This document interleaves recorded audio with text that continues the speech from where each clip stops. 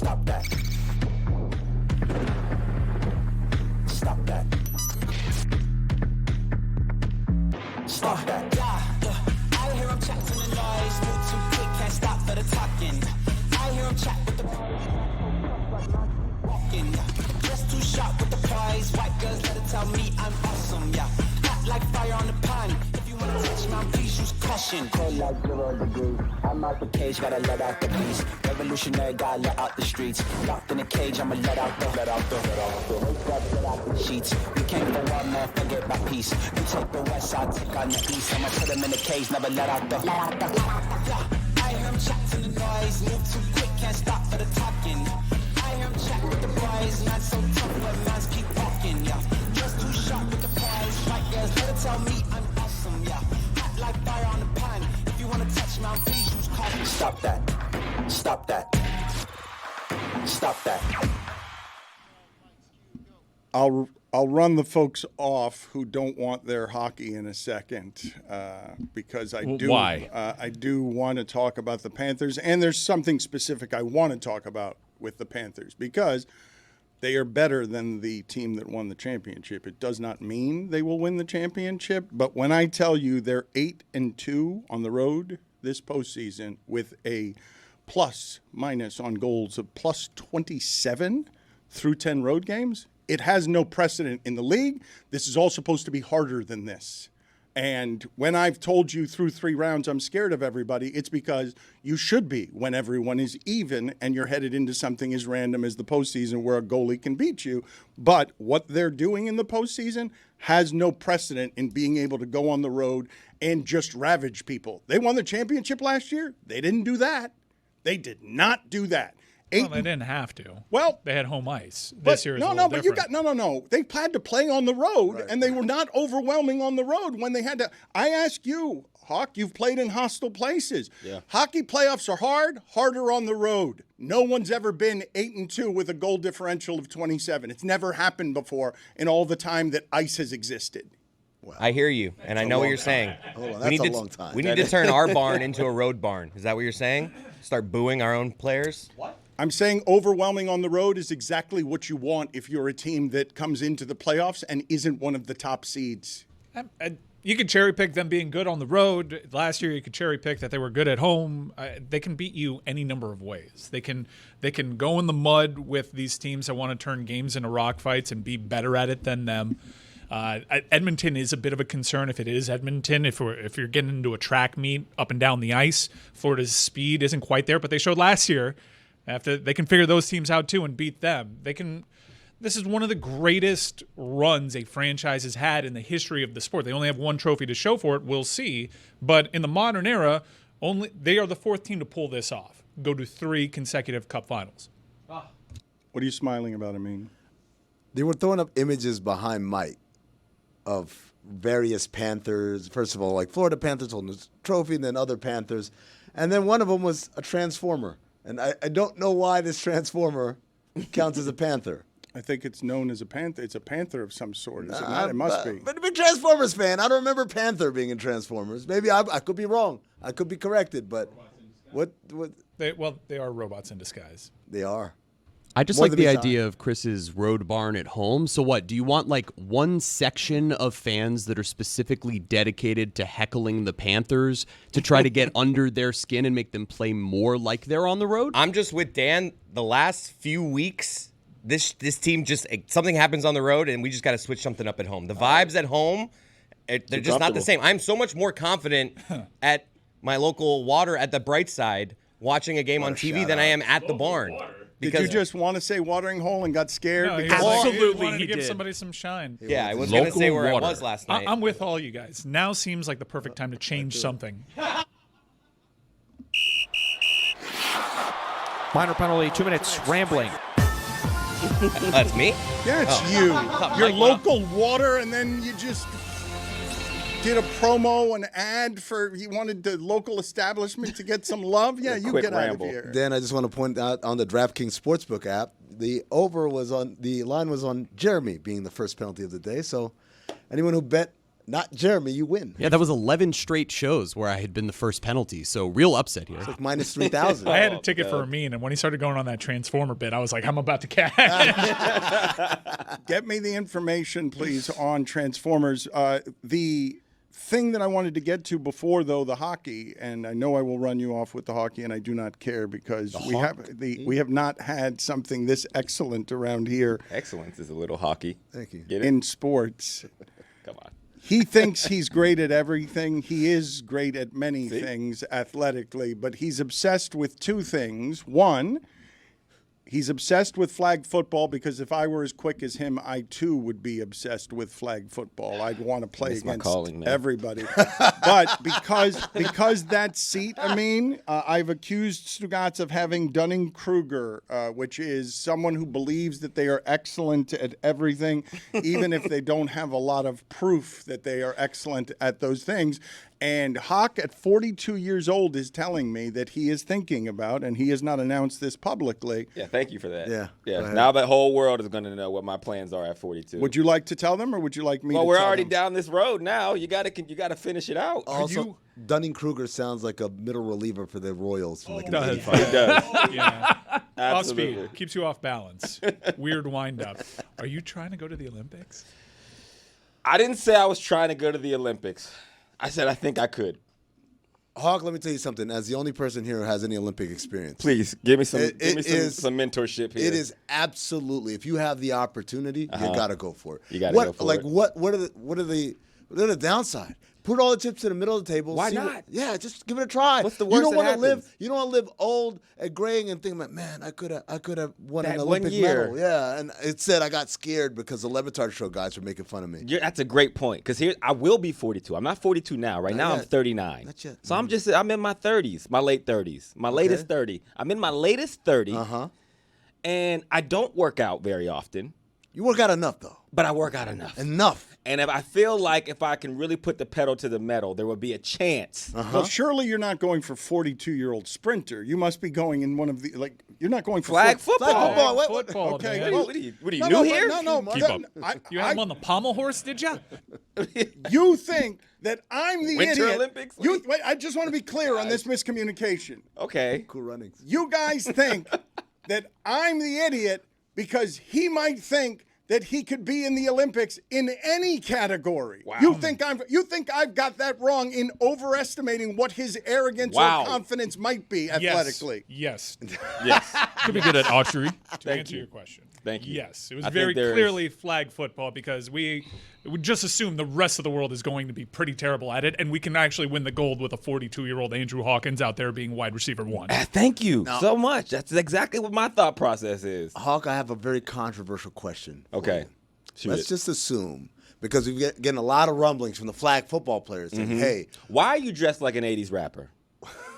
well, I'm a Can we address that I'm first? a Panther. This Okay, is Panther. Got it. Panthers That's the won. Panther you went with. All right. He likes to do that without it ever being explained. He's been doing this artwork for many years where he comes in and wears something and hopes no one asks, and then four people get what he was doing. not the guy for that, baby. Wow, when I said one person tweet me like, were you doing this? And I'm like, yeah. I was like, oh my God, it's so funny. I'm like, that's right. Win. But to the point, right? Let's just assume because the flag football players are making a lot of noise. Like, hey, they didn't want NFL players up in here. They want. They said we worked hard to make the sport legitimate, and now at the cusp, we're gonna take it away from us. Would you consider suiting up for our neighbors to the north? For Canada? Yeah, like if the flag football people had their way and say, no, this is our thing. Team USA is going straight flag football players. Would you Would consider? I commit the treason? I'll go another way. Not just the treason of that. Hold on. Let me go Okay. another way because I told the story Damn recently. good question. I think I'm going to ask you a better one. Okay. Well, All right. Dunning-Kruger. So I was going to say, it looks like a couple of us have Dunning-Kruger. Well, but Dunning-Kruger is when you have an ability or the thought that you have a skill you don't have. Yeah. Asking questions. Yeah, well, I would say flag football, but I digress. Well, Continue. I thought it was all of the Olympics, though. That's why I Okay. accuse you. Like I got you don't have Dunning-Kruger for thinking you could be in the Olympics in flag football. Got it. I diagnosed you with Dunning-Kruger because I thought you thought I was going to go on the 100-meter dash. Which Got again, it. total operator error from Dan there. Thank you. It was obvious. The rest of the world bad at flag football. We're good. Throw out 42-year-old Andrew Hopkins. Right. Come on now. Again, Power I walking. feel like I can be forgiven for overestimating that he had more That I confidence overestimate than myself. Overestimating my overestimation. I mean, that's pretty bold, dude. Would you play for another country if you were eligible?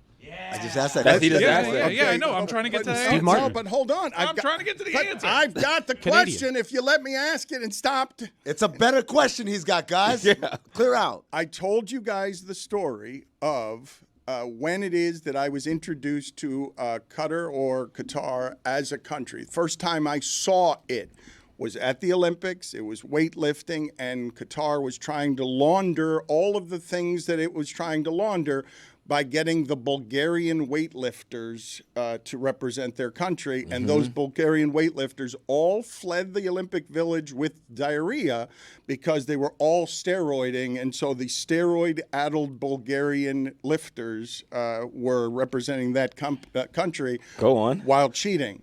The question to you is, if I could get you international fame as a flag football star, Okay. would you sell your soul to a country that has all sorts of human rights issues in exchange for that fame?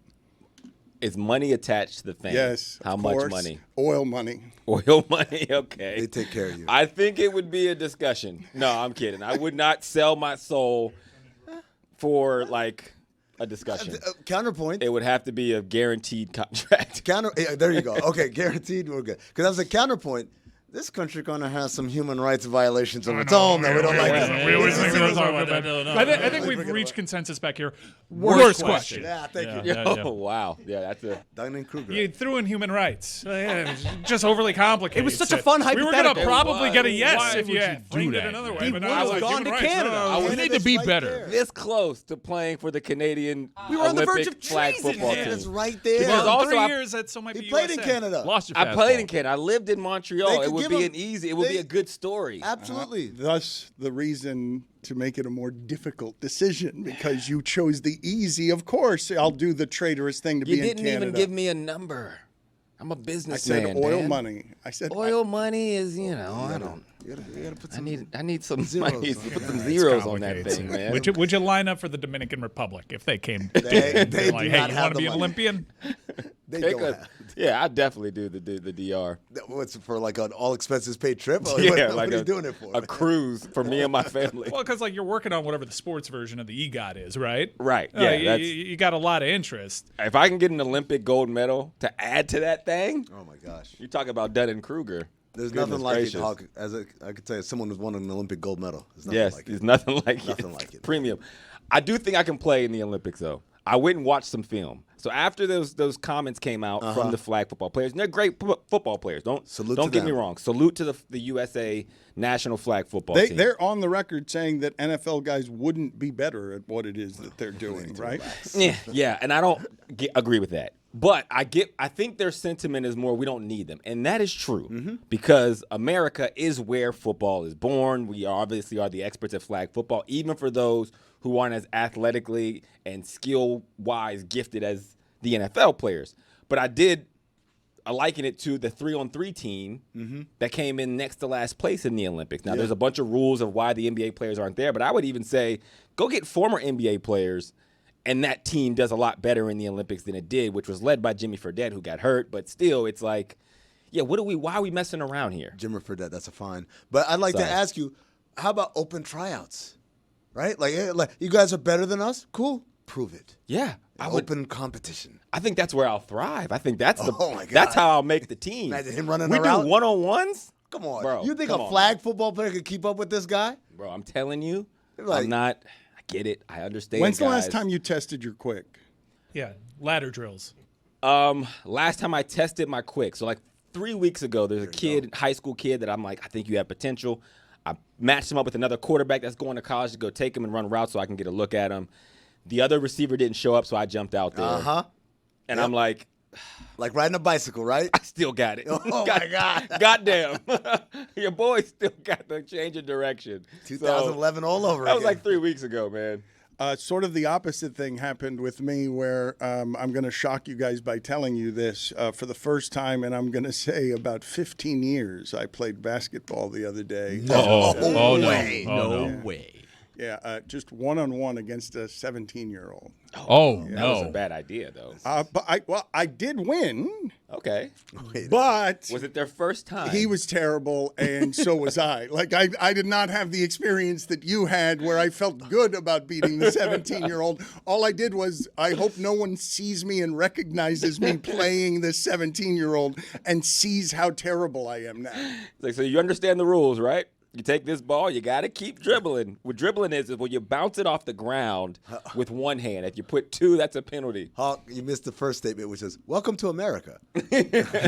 On Memorial Day, I went to go see Mission Impossible. Now, my tradition is to get out of my car and sprint full speed to the movie theater. I always do that, any Mission Impossible movie. that Your I do. tradition. That is my tradition. For the last 6 movies, I've done that. Go to the theater, get out of my car, full sprint.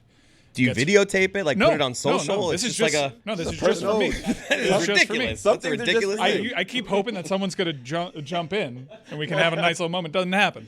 Anyways, my asshole just fell out. Okay. I lost it. It fell on the floor. It's there in Tamiami if you want it. If you want it. How old are you? 39. Also my no. latest 30. Latest wow. 30. Yep, the last one. Dan, I need some of the details of this basketball game. Are we at an outdoor court? Are you flop sweating? Who is this 17-year-old? It was How did you outdoor. come to play It was each other in basketball? Outdoor? It was You're outdoor. mad. Well, it wasn't this In this hot. heat? It was 3 weeks ago, and the heat It's just still got May, Same brother. day as Hawk. Is it the court on the beach, or are we talking like a driveway court? It's on the beach. Okay, so you got the It's still hot, bro. No, it wasn't that hot. It was fine. The heat was not the problem. It was the game. Okay. Game. The moving around. The moving around was Who a challenged problem. who? The age. Picturing you out there with the ball in your arms. Do you check it? Do you check it? Yes. Gotta check coming it. out with the turn on the ball like, hey, little ones, and he throws it hard at the kid. And Sweatband and goggles, or just the sweatband? Wristband. I'm going to guess that the kid actually asked you if you wanted to play one-on-one. He did. Of course. Yes. I was just shooting. I was just Yep. there Doing to- drills? Come on. If you haven't played in 15 years, you're not going to. Yeah, you're not, Great story you're for not this kid. looking for that. So hold for that on. smoke. Recognize you? hold on, you were already out there just getting some J's up? Yes. So you were warmed up. Ball is life. All his life. I mean, that's one thing we can all agree What on. inspired that? Is that something you regularly do? Was it your ball? It was my ball. You guys have a lot of questions. One way to exercise better that I enjoy is just sort of running full court, layups, jump shots, just running back and forth full court instead of just like running, that. jogging empty. I'm that's good. throwing in some shots. Like Baby Kurt hooks? Russell in an Escape from L.A.? Just full court, run up, take a jumper, come No, that's a good workout. I'm going to be on That's Dan's joyful. side here. That's better than just jogging because that gets boring and you get mentally you want to quit. You're like, this is over. Little game. You give yourself a little task, a little hoop. It's like I'm building skill as well as getting the run in. Somebody missed an opportunity though to just catch that and put it on social media. Yeah. Well, I was afraid of that. Once I started shooting and missing, I became afraid of that. I checked Jimmy, when you say when you asked the question, did he know who you were? I was looking for that recognition because if he did, I would not have been playing against him. Yeah, but did you see his cell phone and where it was set up? Was it laying somewhere, potentially He recording lost, him? but he lost. He lost. I took him out 11-4 or something. You Make it take hold it. on. You think that he's not going to go back and edit it and just have his 4 buckets and you bricking over and over There again? is no way to edit this, and they have not made the intelligence artificial enough to make any of this look good. I assure you. All of this would be embarrassing to me if anyone in the world saw it. But when I got home, Valerie, I beat a 17-year-old That's great. 11-4. Oh man, what an ego stroke that must be. Yeah. How'd you Impressing your do wife. it? Low post? You went Yeah. to work? Did you? Oh, yeah. Oh, Yeah. really? Yeah, Use that body. How you doing? Use that body. Little bow? You left nothing to chance. Chicken you wing. Little a chicken child wing. into the block. It's not a child. It's a grown teenager. Teenager. grown You gotta teach teenager. these kids, man. Like to the pull the Gucci chair. against Grown- Tony. You sound like a prosecutor. It's a little black kid. One of my- grown teenager. Indicted for murder. That's right. Try him as an adult when you get in the That's right. post. It was. I don't remember. It was many years ago, but I think his name was Tracy McGrady. The thing about all of it that is embarrassing to me is just whatever it is you were versus what you are. One of my favorite questions to ask on Highly Questionable was to ask athletes, when did you stop playing against your oldest son? And the answer's always, always the first time he beat me. Yeah. So LeBron's just going to keep going forever, huh? Goodness gracious, man. LeBron's going to be 84 still. Do you understand that mindset as both an athlete who likes physical contact and someone you'd run up the score on a child? I would. I have. I'm not gonna lie and say I'm above that. I think when it's hard, it's good. So I put that pressure on my kid to let him know, hey, there's no easy buckets out here. How old is your oldest? He's 13. Okay, so I got a 14-year-old, and my 14-year-old has gotten close, and every single time you got to put it full throttle and all types of old man strength, like, just knocking him aside, put him up. It's getting close because he's really coming into his athletic self. Like, last year, I could beat him in a race still. I haven't raced him yet this year. Yeah, it's on the docket, but I've retired. He's in the 11s now, and 11s in the 100. As a 13-year-old, it's pretty damn fast. You just got to stop racing. You got to do other things. I'm okay with losing. It's like a rite of passage. I would say I'm different, and I want my son to beat me.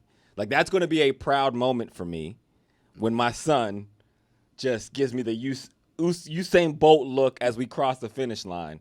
I'm going to be like just a slow clap, teary-eyed, like, you're ready. Now, it's we've done this before, but it's been a few years. We did like the Fatrick chewing derivatives, but Tracy McGravy. Yeah, we've done that before, but it's been a couple of years. We got Paul Gorge already, so in the chat, if you want to name Dan as a basketball player, Shane Gillis-Alexander as a layup. This is the one, Mike. We got to do new players, right? So let's make a rule. It's got to be players last 5 years since COVID. Well, it can't be any more Dirk Nowitzki. No. It can't be any more Patrick Chewing. Yeah, next gen. 2000 draft class and up. Someone just said Obese Toppin. There you go. I like that. Tyrese Halliburger. Yeah, there we go. Okay, we're cooking right now. What else you got? Hold on, man. You like that? Yes, Obese Toppin. Yes, that's right. That's right. Obese Toppin is what they hit me with, and you threw your head back with laughter. Oh my gosh, man. I just looked to my left, and one of your teeth was sparkling and made a dinging sound at how much you were enjoying laughing at Obese Toppin. That is comedic genius, Dan, and you each one gotta more. applaud it. The overriding point. One more. I cheated. He's pre-2020. Sorry. But it's fresh. It is fresh. It's a good. Each one more. Oh, man. Look at how happy he is. This is as happy as I've ever seen him. Speaking of which, Tyler Yito. That was just. Waylon Brunson. Waylon Brunson, I like that. We haven't even gotten to the chat yet. These are just coming to us. This is just off the dome in studio. Ham Adebayo. TJ McDonald's. It's funny because he's fat. That's a layup, too. That's a layup. Way to go, chat. Oh, man. speaking of McDonald's, Hawkins is here to tell you that the chicken tender's wildly underrated. Oh, man. If you haven't. I'm skeptical. No, Why are you skeptical? Are you talking about the McCrispy strips? Oh, my gosh. Are you in on this? I had one, and it was bad. Not for me. It was not crispy. I also, same. It was not. It's like we have a group chat. Like no one's had a good experience with this. Oh, You're the wow. first good experience. In fact, if you look at social media to McDonald's, whenever they talk about the McCrispy strips, they get just torched. Social media hates this thing. However, we'll say if it's just simply a vessel for the sauce that they made for this, that's fine. They The got new sauce is great. sauces? They got new sauces? Oh yeah. They got new sauces. sauces for this I one. just expected it to be like a different shaped chicken nugget. That's and what it I think. wasn't. I Everything think at just the McDonald's fact that it was different was like, oh, okay, McDonald's, I see you shaking it up a bit. Right? I see you trying to get in your bag a little bit. Somebody was in the lab cooking up something new for the new generation. You remember the chicken selects, though, from like 15, 20 years ago? Yeah, I remember They the were actually selects. crispy. Yeah. These say crispy in the name, and my biggest problem with it is it wasn't crispy. Mine was crispy. Man, you got Maybe lucky. they had been He likes sitting it. under the burner the whole time. You got lucky because that is the overwhelming like feedback on this menu item is that I'm a it fan. says crispy in the name. It's not crispy. Did you get it drive-through, delivery, or in-store? Drive-through. Did you eat immediately? Immediately. I know better. In fact, it was so not crispy that I'm like, I should let this sit. Wow. Oh, that's bad. That's a McDonald's. Like, what McDonald's are you eating at?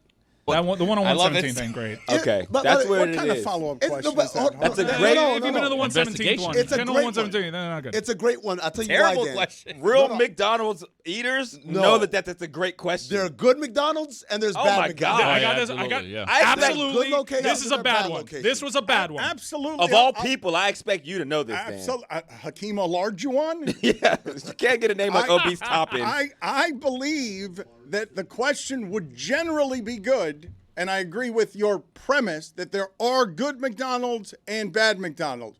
You asking on an international show for someone on the air to stop and give us the address to the McDonald's Wild. makes it a question. No, this one's bad. If you've been to this one on 117th, you know. Right, but say it as, was this a good one or a bad one? You said, which one is that Correct. again? Correct. Which street is that on? real- I know hookers them know. all, bro. I am a.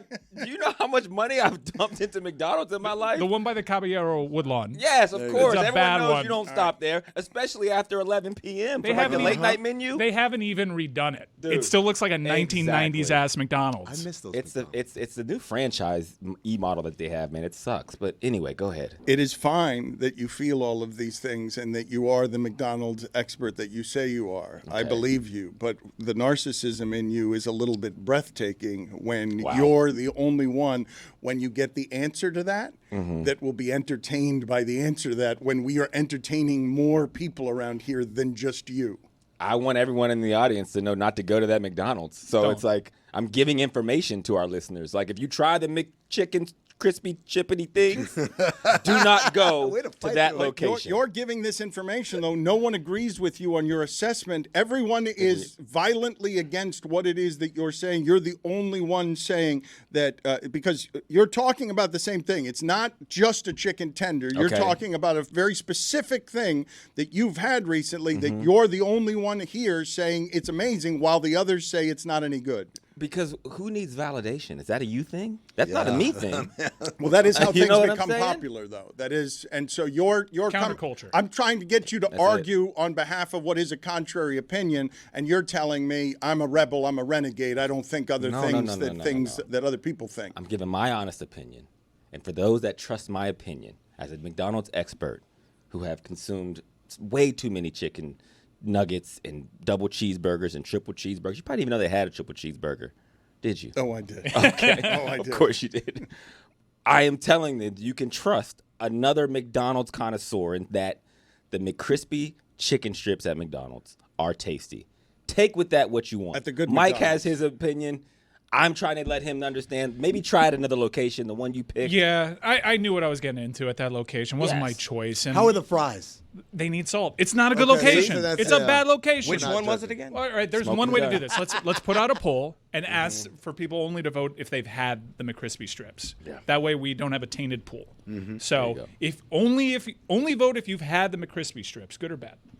As an eating experience, I would say there's very little that's going to soil an eating experience worse than I expected it to be crispy and it was soggy. Yeah, it's a bad one. Fred Van Eat.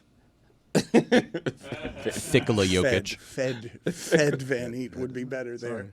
Fed Van Eat is a good one. That is a. Back to the hockey game last night, Roy. The Carolina Panthers, and this is a weird Hurricanes. thing. I did that again. The Carolina Hurricanes, and it's a weird thing to say, this time they were swept. This one definitely felt more like a sweep. Actually, after this series, I kind of got what Brendamore said 2 years ago. Because that one didn't feel as much of a sweep, even though it was, as this one did. Because this one was way more of an ass Are you kicking. guys with me on this team is better than last year's team? It may not win the championship, but it's better. It's deeper, therefore it is better. Deeper usually does mean better. I would say the goalie's been way more consistent this year. Bob's probably had his best postseason so far as a Florida Panther.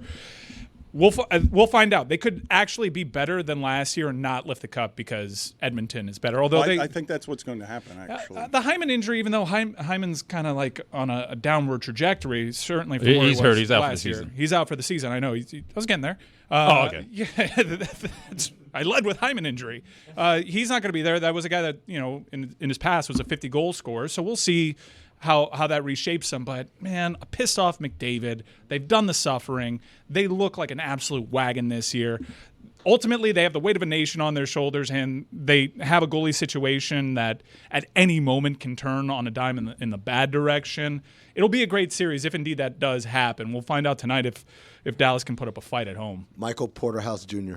The Carter Verhaeghe goal and the goal creation by Alexander Barkov, that's world class right there. Roy, He's I'm so happy. inhaled. I'm so happy you highlighted that play. That is going to go in the montage when Sasha Barkov gets his jersey retired here.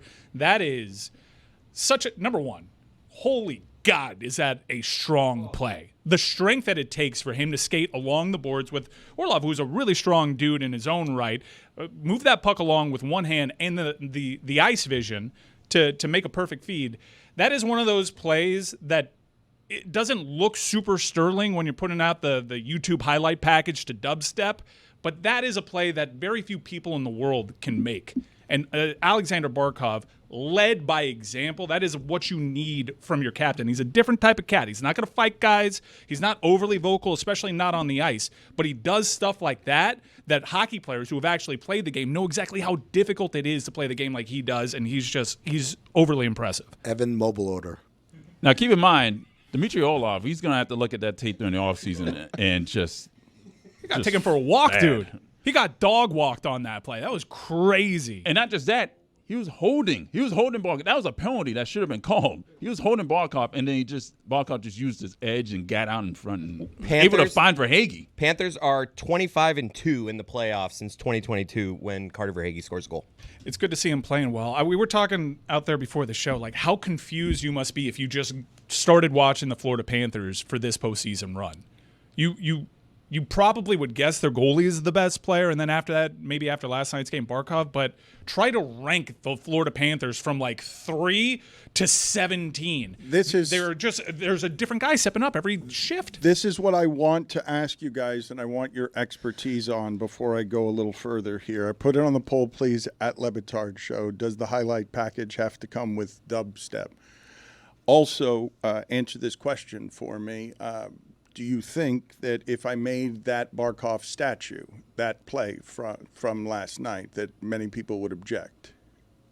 That as the play for your lifetime that you're going to remember during an emotional run when the Panthers are the fifth team in 50 years, okay, to make 3 straight. This is hard. I've talked to you before in basketball. Kevin Durant's Achilles blows out. Golden State can last a few years doing that. Then they have to be apart from each other. The Heat do it for a few years apart from each other. You saw how Jokic just ended, how the Celtics just ended. You go 3 or 4 years with these things, they're really hard. I think of the hockey playoffs as harder than basketball, harder on the body, harder in every single way, harder in the pressure because of how close everything is. You had a poll like this on yesterday's show. I got really offended because the majority of the votes were like, no, the best athlete on the planet can't be a hockey player. What?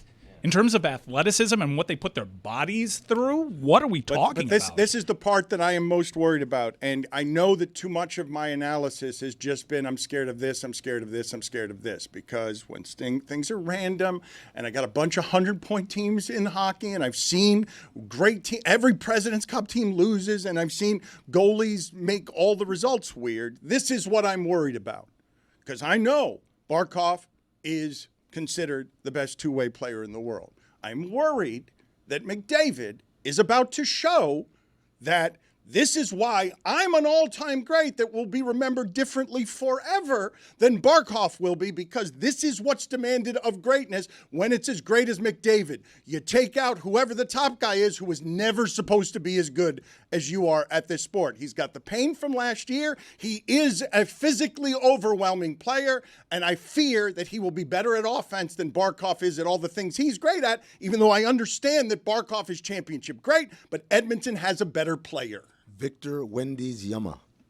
Don't forget about Leon Draisaitl. They got 2 of the best players in the world. But after that, but then again, they did lose last year to the Florida Panthers in Game 7. Yeah, Draisaitl's also in that conversation in terms of two-way players. But yeah, it'll be Barkov was better last year, although McDavid won the Conn Smythe as a losing player, as a losing forward. That's only the second time that's happened, right? Let me do it this way with you guys. Let me speak something that is very specifically your basketball language. Jello ball. Why is that funny? And it's the literal name, but just the thought process of it being actual Jello. Spelled differently. Taco Fall. Good. The way the Spurs came back after losing to the Ray Allen shot. The way the Spurs did that after losing that way. I can't imagine what Connor McDavid's mental life has been losing to that team that way when he's the best player and everyone knows he's the best player. And he's been living with that for 12 months. I fear that more than I fear anything in the sport. No doubt. There's a guy that was writing letters to Sidney Crosby when he was 8 years old. He's the best player from the best hockey nation. He had the game-winning goal in a Four Nations, which was the best-on-best tournament, the first of its kind in 11 years. He's pissed off to the highest level of pissivity, to quote Chad Johnson. That was stolen from Tim Hardaway. He's really great. He's really great. And I know we do the Mick Overrated stuff. The guy is just... He's on a different tier than Barkov. Barkov's amazing, an incredible two-way player, and what Barkov can do is mitigate what Connor McDavid can do. But Connor McDavid's going to get his, and it might be too much. Edmonton looked really, really good this year. I didn't want to see them in the final. Did not want to see No, it's them. a one team. I'm like, we could be better than last year and still lose, and it's the only way that we do is if it's Edmonton. Can you explain to me where we're at in the NHL playoffs in Mighty Ducks terms? He's Banks. Ooh. Big Mac You Biombo. should have led with that. But he's healthy. Healthy Banks? He's healthy Banks. Oh, And mad and vengeful. no arm injury? No arm injury. Oh, my God. He's He's by got himself in full his driveway rotation. all summer long. But it's weird. Now Evan Rodriguez is a Bash brother all of a sudden. I don't know what's happening. It's crazy how much more this makes sense to me now. Jeremy, can you do me the favor, please, of finding the Tim Hardaway quote? He said it of the New York Knicks, and he said he was pissed off to the highest degree of pissed offivity, but there was more to the quote than that. I don't know why Mike credited Chad Johnson on that one. He said it on Hard Knocks. Pissed off to the highest level of pissivity. Tim Hardy's way. It's Carl's Jr. in some places in the country, but here it's Hardy's. I believe. That's like rallies and checkers Yeah. situation. Mm-hmm.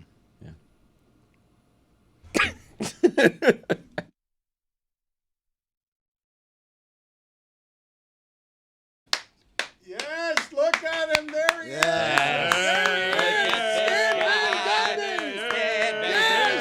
Yes.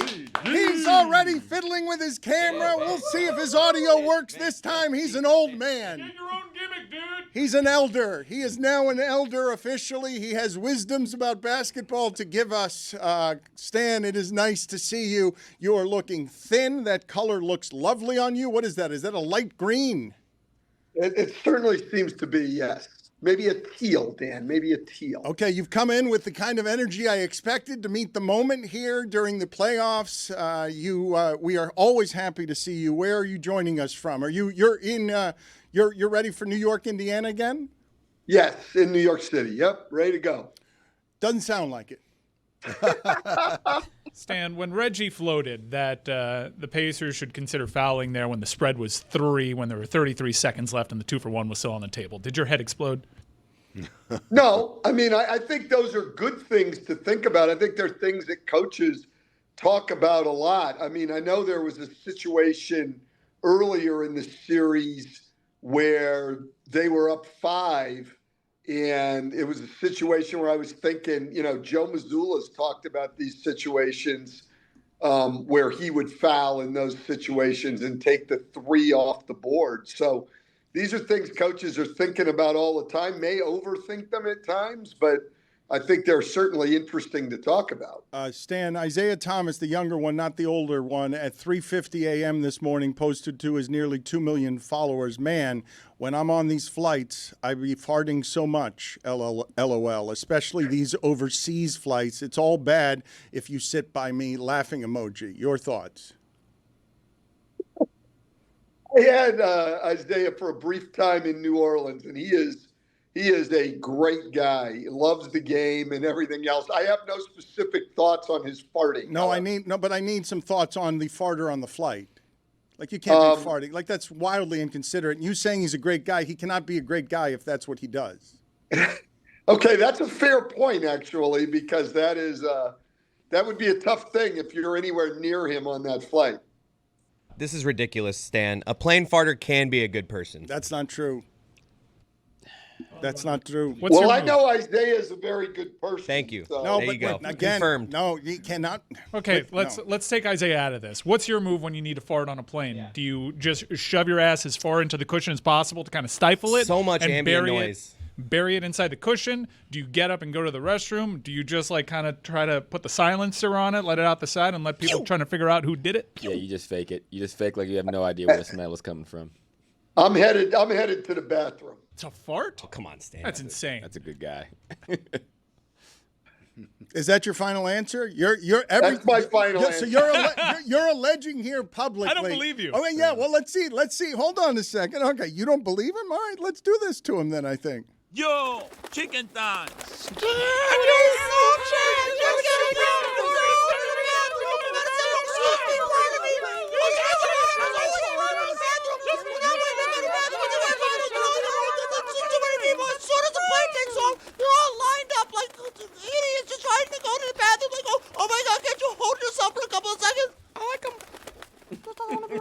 Just look at him, okay? Not this thin version of him, the one who's eating candy and beans all the time on these flights. Orlando Magic Stan. Your Orlando Magic Stan is getting up and going to the bathroom every time. Are you alleging here publicly for the first time that you have never farted on an airplane? I am not saying that. I mean, sometimes, you get one that sneaks out, but if I feel it coming on, I'm going to the bathroom. All right, so the one that sneaks out, how do you react? Do you put your hand up, went off me, Coach? No way. You just sit in it? And which of the choices are you choosing? Are you choosing the side, the side missile? The side missile. No, it just snuck out, so I'm not doing anything. Side missile's a wild move. Have you ever people looked can around? see that from like rows away. Yeah. Have you looked around the lean, like your right hip kind of like try to recognize faces? Like, oh man, Turkaloo, look back. He thinks it's me. If it were Turkaloo, he probably would have been the one anyway that everybody suspected. Yeah, he looks like he just looks farted. like it. You know what? That's so true. Let's beat Turkaloo. I'm all in. All of sports history, guy who looks like he'd fart on the plane, Turkaloo. Who can beat my hand on I'm all in with, I got a pair of Turkaloos. Nobody can. Oh, wait, I got one for you. Oliver Miller. Wait a minute. Oliver Miller, that's just somebody who's a little heavy. Yeah, that's messed Justin up, man. Bohr. That's just a straight. All right. Former Marlins first baseman. No, I know. Thank you. I appreciate. I know who you're speaking of, but now we're just doing sizable human beings, right? It's either that or Shaggy, right? That's what we're doing with Turkaloo. All right, Stan, we've missed you here, and it's been a delight to hear you on the Pacers and Knicks. But I was taken aback the other day because it was reported that you were going to Amazon. I thought everything was going great where you were, and I just didn't even know any of that was happening because you're one of the best broadcasters in the game. So how or why is all of that happening? And congratulations on the new gig. Are these your last games?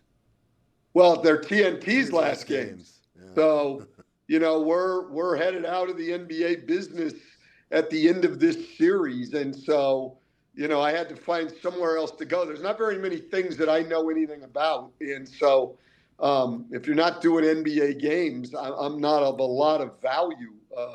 So it was out of necessity. I had to find somewhere else to go. And I was very lucky that Amazon's willing to give me another opportunity. Well, congratulations. And I wanted to ask you in that series about the following, because you love baseball and you love how it is in baseball. The advanced metrics make it so that we really can do a good job of measuring individuals now in team sports. So when I say to you, I did not have before this Indiana series as the analysis that Jalen Brunson is going to be the biggest liability that's going to be exposed and exploited in this series, because if him and Cat are on the court at the same time, Indiana is going to ravage them with math probabilities that expose Jalen Brunson as the worst defensive player remaining in the sport.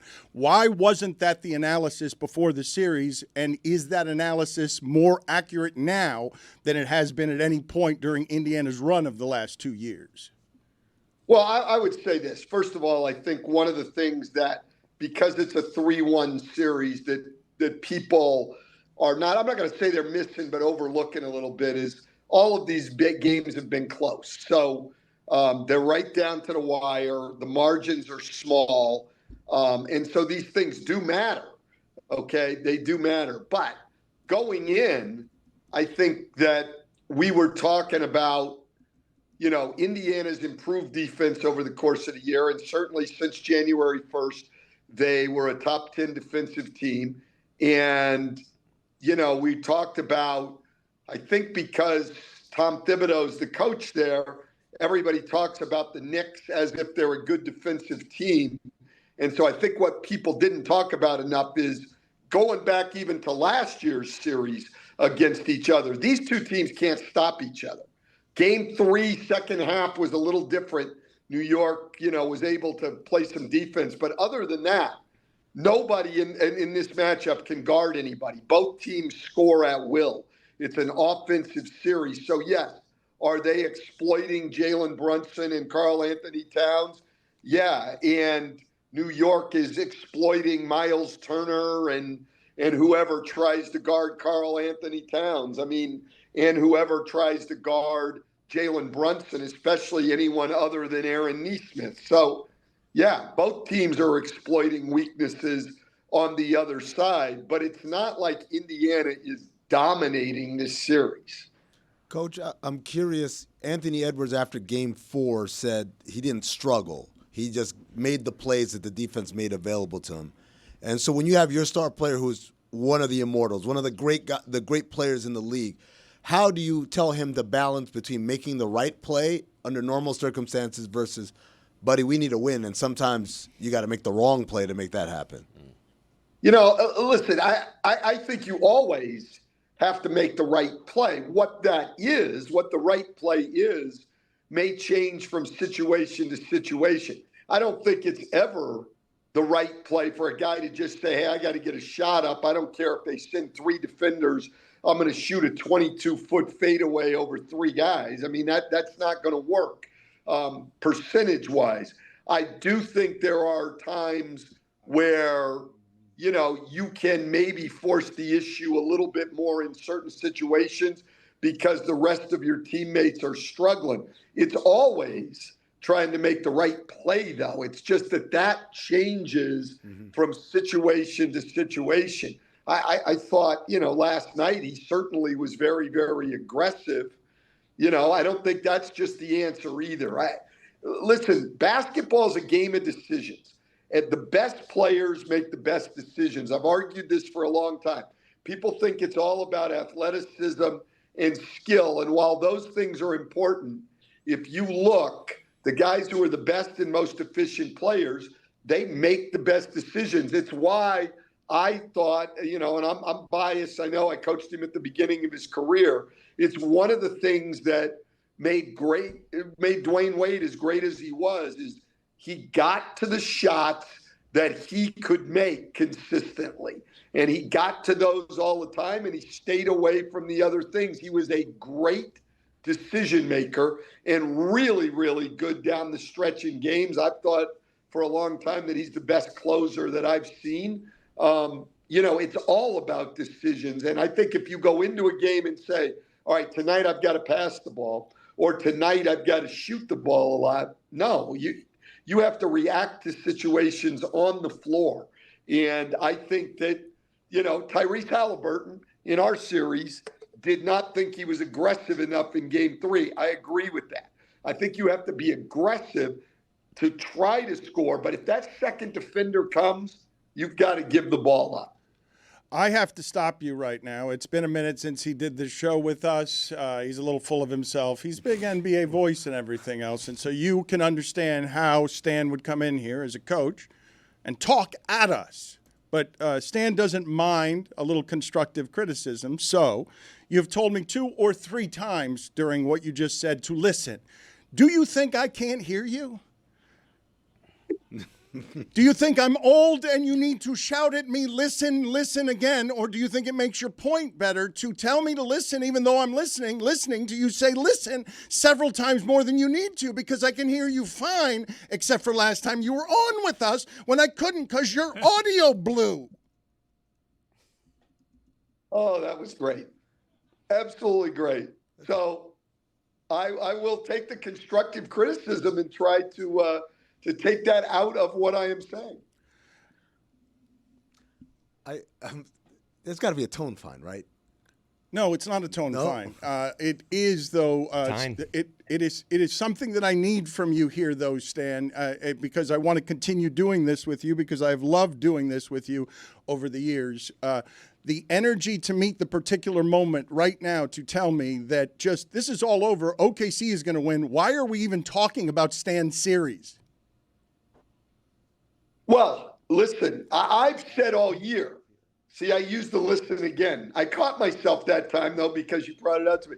But I have said all year that Oklahoma City would win the championship. They're the dominant team all year. I don't think you can just discount the regular season. This is a 68-win team, and they have an answer to every problem anyone poses.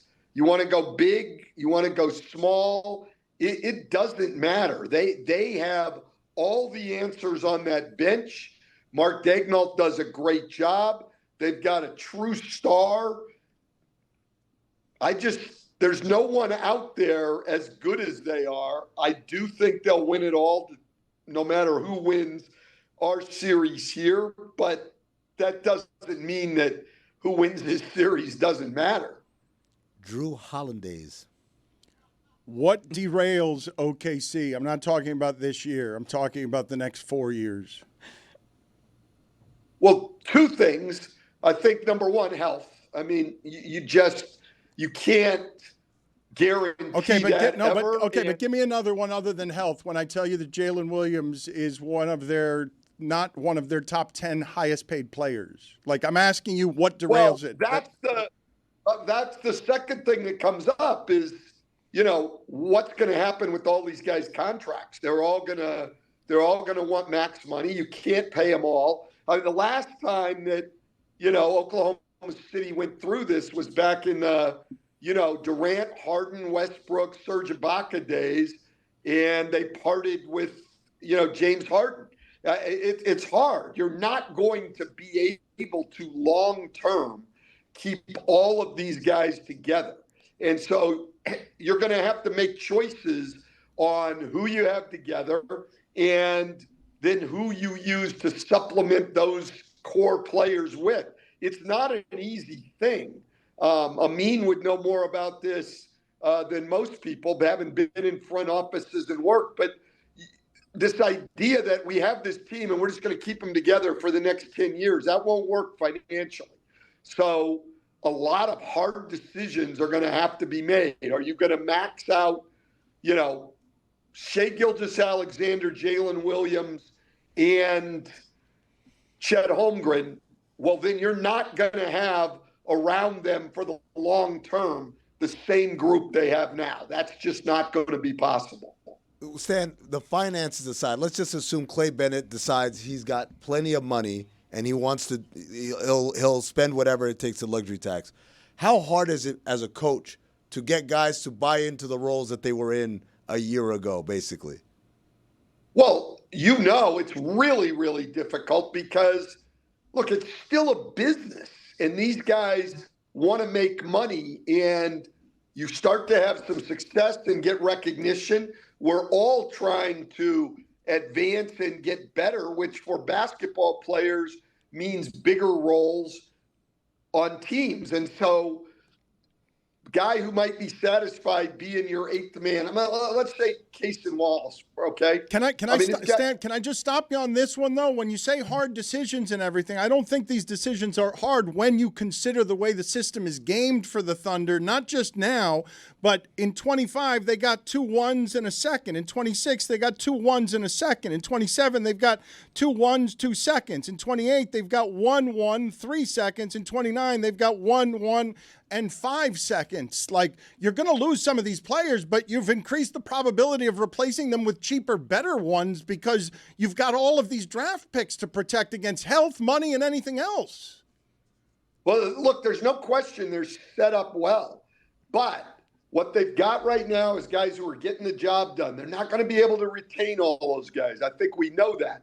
So now you're assuming that all of those draft picks are going to be able to come in and contribute the way that their recent draft picks have contributed. There's no guarantee of that. Listen, as great a job as Sam Presti has done in the draft, and I'm not sure anyone's done a better job ever in the draft than Sam Presti, you're going to miss on some guys over time. That's just the way it goes.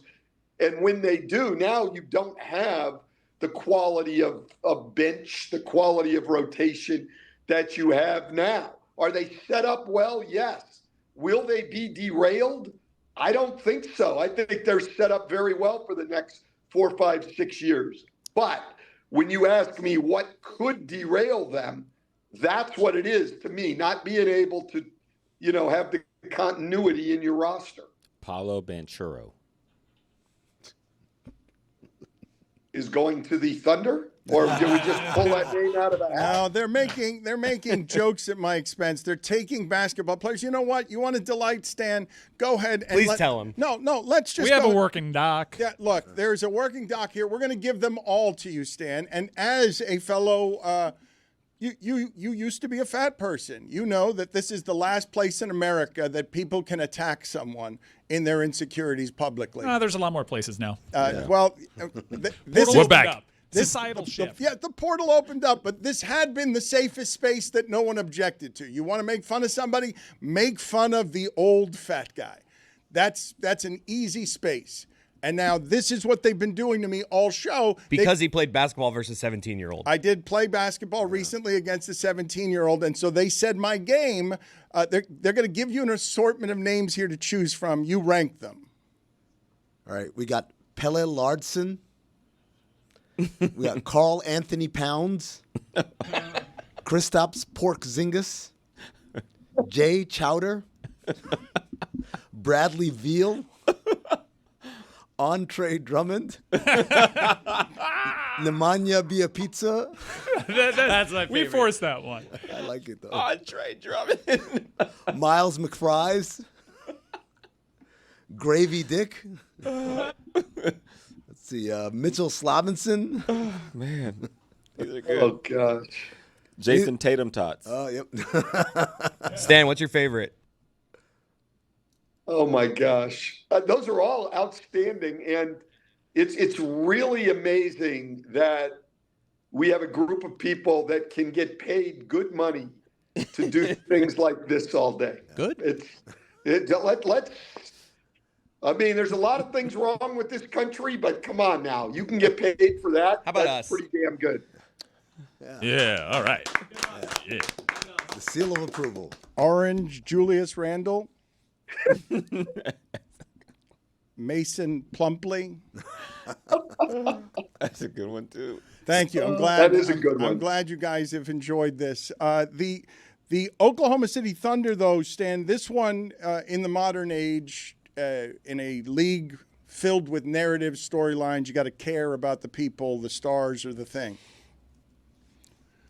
They are going to be a champion, it would appear, that while not unlikely, I thought this team was good enough last year to be a bigger challenge to everything that was happening in the sport than Dallas ended up being, and I was surprised they lost last year.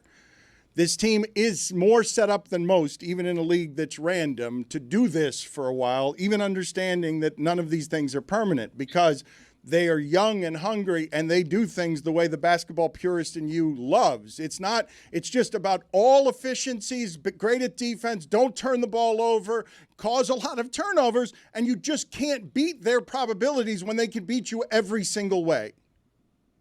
Well, that's true. The thing to me, the great teams have an answer to everything. Now, what they didn't have an answer to, and I'm not just talking about last year, but if you go even last year in the regular season and early in the year this year, that they hadn't found an answer to Luka Doncic's Dallas teams, but Dallas decided to take that off the table for them. So they have an answer to every question. And I think that's really the issue when you get into the playoffs. Like, even if you're trying to construct a team, and we could do it right here and there's no limitations, what kind of team do you want to put out there against them where you say, well, here's their vulnerability. If only you could do this. They're going to have an answer to all of it. That roster has not only got a lot of talent, it's really been expertly put together to handle all the problems. I mean, I thought sort of the missing piece from last year was going out and getting Hartenstein. So now they can play big against you. They can play two bigs. And they've got more depth. We saw it when Chet Holmgren was out early in the year. Then they're still big enough to play. Jalen Williams as their third center, would be a very good backup anywhere else. I just have a hard time identifying a weakness there. Luka Doncic. Not bad. You're laughing at your own joke. Stan, the thing that I think is going to be hard to talk about and hard to overcome is OKC's point differential this playoffs. They are winning by an average of 11 points per game. It's the highest since the Warriors of 2017 were doing it, 13 points a game. I believe that's the team I was saying was the best I'd ever seen. A point differential of 11 when you've lost a game by 42, Stan, suggests that OKC is a great deal better than everyone they're playing against this season and has been for a while. Only injury derails them from taking down whoever comes out of your conference. There is no other thing there that derails it, correct? I don't think so. And to me, the injury would almost have to be to Shai Gilgeous-Alexander. I think they could survive any other injury and win. Jalen Williams would obviously be a big loss. Chet Holmgren would be a big loss, but honestly, I think they would overcome either one of those losses. If Shai Gilgeous-Alexander goes down, then they're going to get beaten. But other than that, I think they'll end up winning the championship. They're too deep, too good, too versatile, too well coached. Their habits are fantastic. I just don't see anything keeping them from winning the championship. Coach, I'm flying up to New York right after this to be there for Game 5. How do the Knicks avoid a funeral tonight? Here's the thing. I think everybody, it's probably a little overplayed. I mean, in terms of adjustments and schemes and rotations, and especially as you get deeper in the series, a lot of it just comes down to, number one, your best players have to play great. And number two, it's the basics. And for New York, that's been more than obvious in this series. The number one and by far the number one thing, take care of the ball. The turnovers are killing them. So their most important offensive key tonight is take care of the ball. Their most important defensive key tonight is take care of the ball. So Indiana's not out in transition all the time. And then their transition defense has got to be a lot better. We played it on the air the other night. When you're in the middle of a game 4 in the Eastern Conference Finals and your coach is having to implore you in the huddle to sprint back, sprint, something's going wrong if somebody's got to tell you. That's what you're saying in the huddle in game 47 on the second night of a back-to-back. In the Eastern Conference Finals, a coach has got to beg you to run back. That won't get the job done.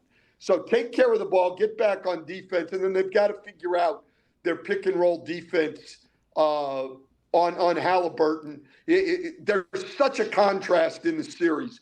You watch Aaron Nesmith in particular get into Jalen Brunson. He's hard to screen because he's attached to Jalen Brunson. And then you watch Mikal Bridges play Halliburton with an 8-foot cushion, and Halliburton can go wherever he wants to go on the floor. I don't think the Knicks and Mikal Bridges in particular have competed hard enough or physically enough against Tyrese Halliburton in the series. I think those are the things. And then obviously stay on the glass. All the basics are what it comes down to.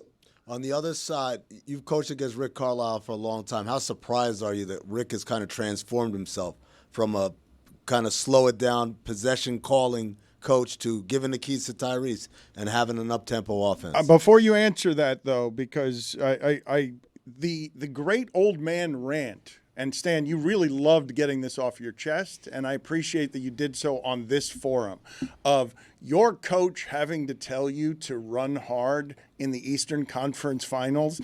It offends you at your core in a way that I love you still care this way as an acerbic, grizzled, old, former tyrant that run harder. The games are important. Just an excellent rant by you, Stan. So congratulations on just being totally musty. You don't have to think that, Coach. No, but it's true. I mean, like, come on. It's the simplest thing in the game, and this team's going to play very fast. To Amin's point, look, Rick Carlisle has certainly evolved. But I said this on the air the other night, and it's something I've believed for a long time. How much a team runs is really not going to be determined by the coach and your philosophy. It's going to be determined by who your point guard is. Tyrese Halliburton, you're going to run. And the reason you're going to run is not only does he get the ball up the floor quickly, that's a natural thing from him, but he will throw the ball ahead to other people. So other people are going to want to run because they know they're going to get the ball and have a chance to score. When I was coming in, it was Jason Kidd when I was first in the league. Jason Kidd, it didn't matter what team he went to, that team was going to run. Didn't matter who his head coach was. That team was going to run because Jason Kidd was going to push the ball, and if you were open ahead of him, he was going to give you the ball. So guys ran hard. If you have a guard who's going to pound the ball and will not throw the ball ahead, guys are like, why am I going to run down the floor? I'm not getting the ball anyway. And so you're going to be a half-court team. I think point guards determine tempo. I don't think there's a coach out there that doesn't want to run. I really don't. I think we all understand that our most efficient offense is going to be before the defense is set. But it's a matter of, do I have the person who can make that system work? Is he going to push the ball? Will he throw it ahead? And will he take care of the ball and make good decisions? Well, we were talking the other night on the air, like, what was the most impressive thing about Halliburton's game 4? To me, the most impressive thing was 0 turnovers, and it's the thing that has impressed me the most about Halliburton throughout his career. Is this is a guy who takes care of the ball, and not a guy who's just playing it safe to take care of the ball. This isn't a guy who walks it up the floor and just makes the pass from the point to the wing and doesn't. This guy's a creative passer who also scores the ball, high usage rate, does not turn the ball over, and makes quick decisions. He's not a ball-dominant guy. Look, I mean, if you went around the league and just started asking players, I'm not sure there's a guy that any wing or big guy would rather play with in the league as a point guard than Tyrese Halliburton. All right, Stan, I've got to stop you because you said I mean, and it sounded like you were saying I mean, but that's not even the offensive part. After, again, I just corrected you moments ago. I said, do you think I can't hear you? Because you said listen to me several times. Now you offend me even more because you've asked me several times now, look, do you think I can't see you, Stan? Are you of the opinion that I need to look because I am looking elsewhere, or that I can't see you? You know, Dan, the thing that's really nice about coming on your show is to be able to come on and give you just, I mean, pearl after pearl of wisdom here, okay? And then still be criticized for it. It's really enjoyable. This is one thing I wanted to ask you before you left here today. I want you, as somebody who enjoys all of the analysis and you know a great deal about why and how things happen, but some things are out of your control.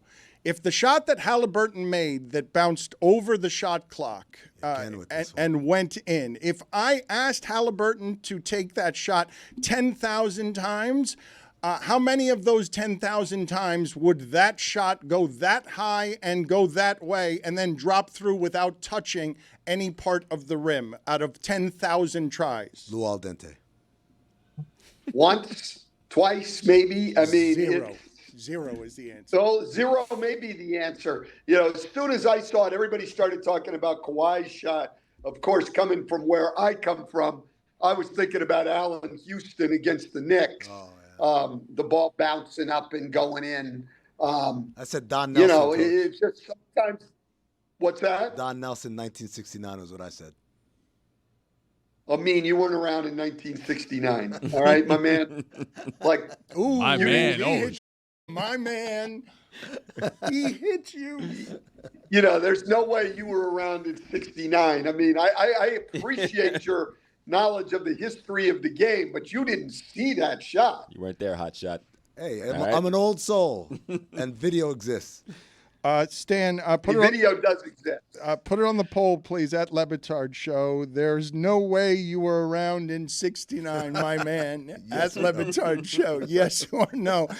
Stan, it is nice to see you. I do indeed see you. It is nice to hear you as well. Nice seeing your smiling face, sir. And it has been a pleasure to you guys are going out with a bang. Like, if these are the last games for TNT does it the best till the very end, because all of this stuff has been wildly entertaining to watch.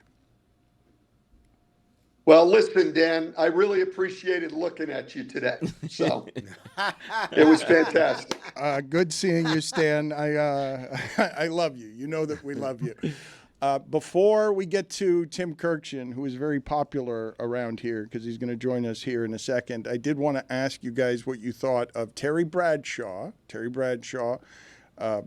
As Steeler a voice as there is for 50 years, saying it is a joke that the Steelers would be entertaining the possibility of Aaron Rodgers for a season. That Mike Tomlin, who wins every single season without Aaron Rodgers, would make a one-year bet on Aaron Rodgers will be a better quarterback than the rest. What did you make of Terry Bradshaw, who's now over 80, if that means anything? Like I said, a voice for this town for half a century. I don't think he's wrong. I don't think he's wrong at all. I mean, I can get the logic of, yes, he could go with one of his other quarterbacks, produce a winning season, as he's done throughout his entirety of his career as a head coach.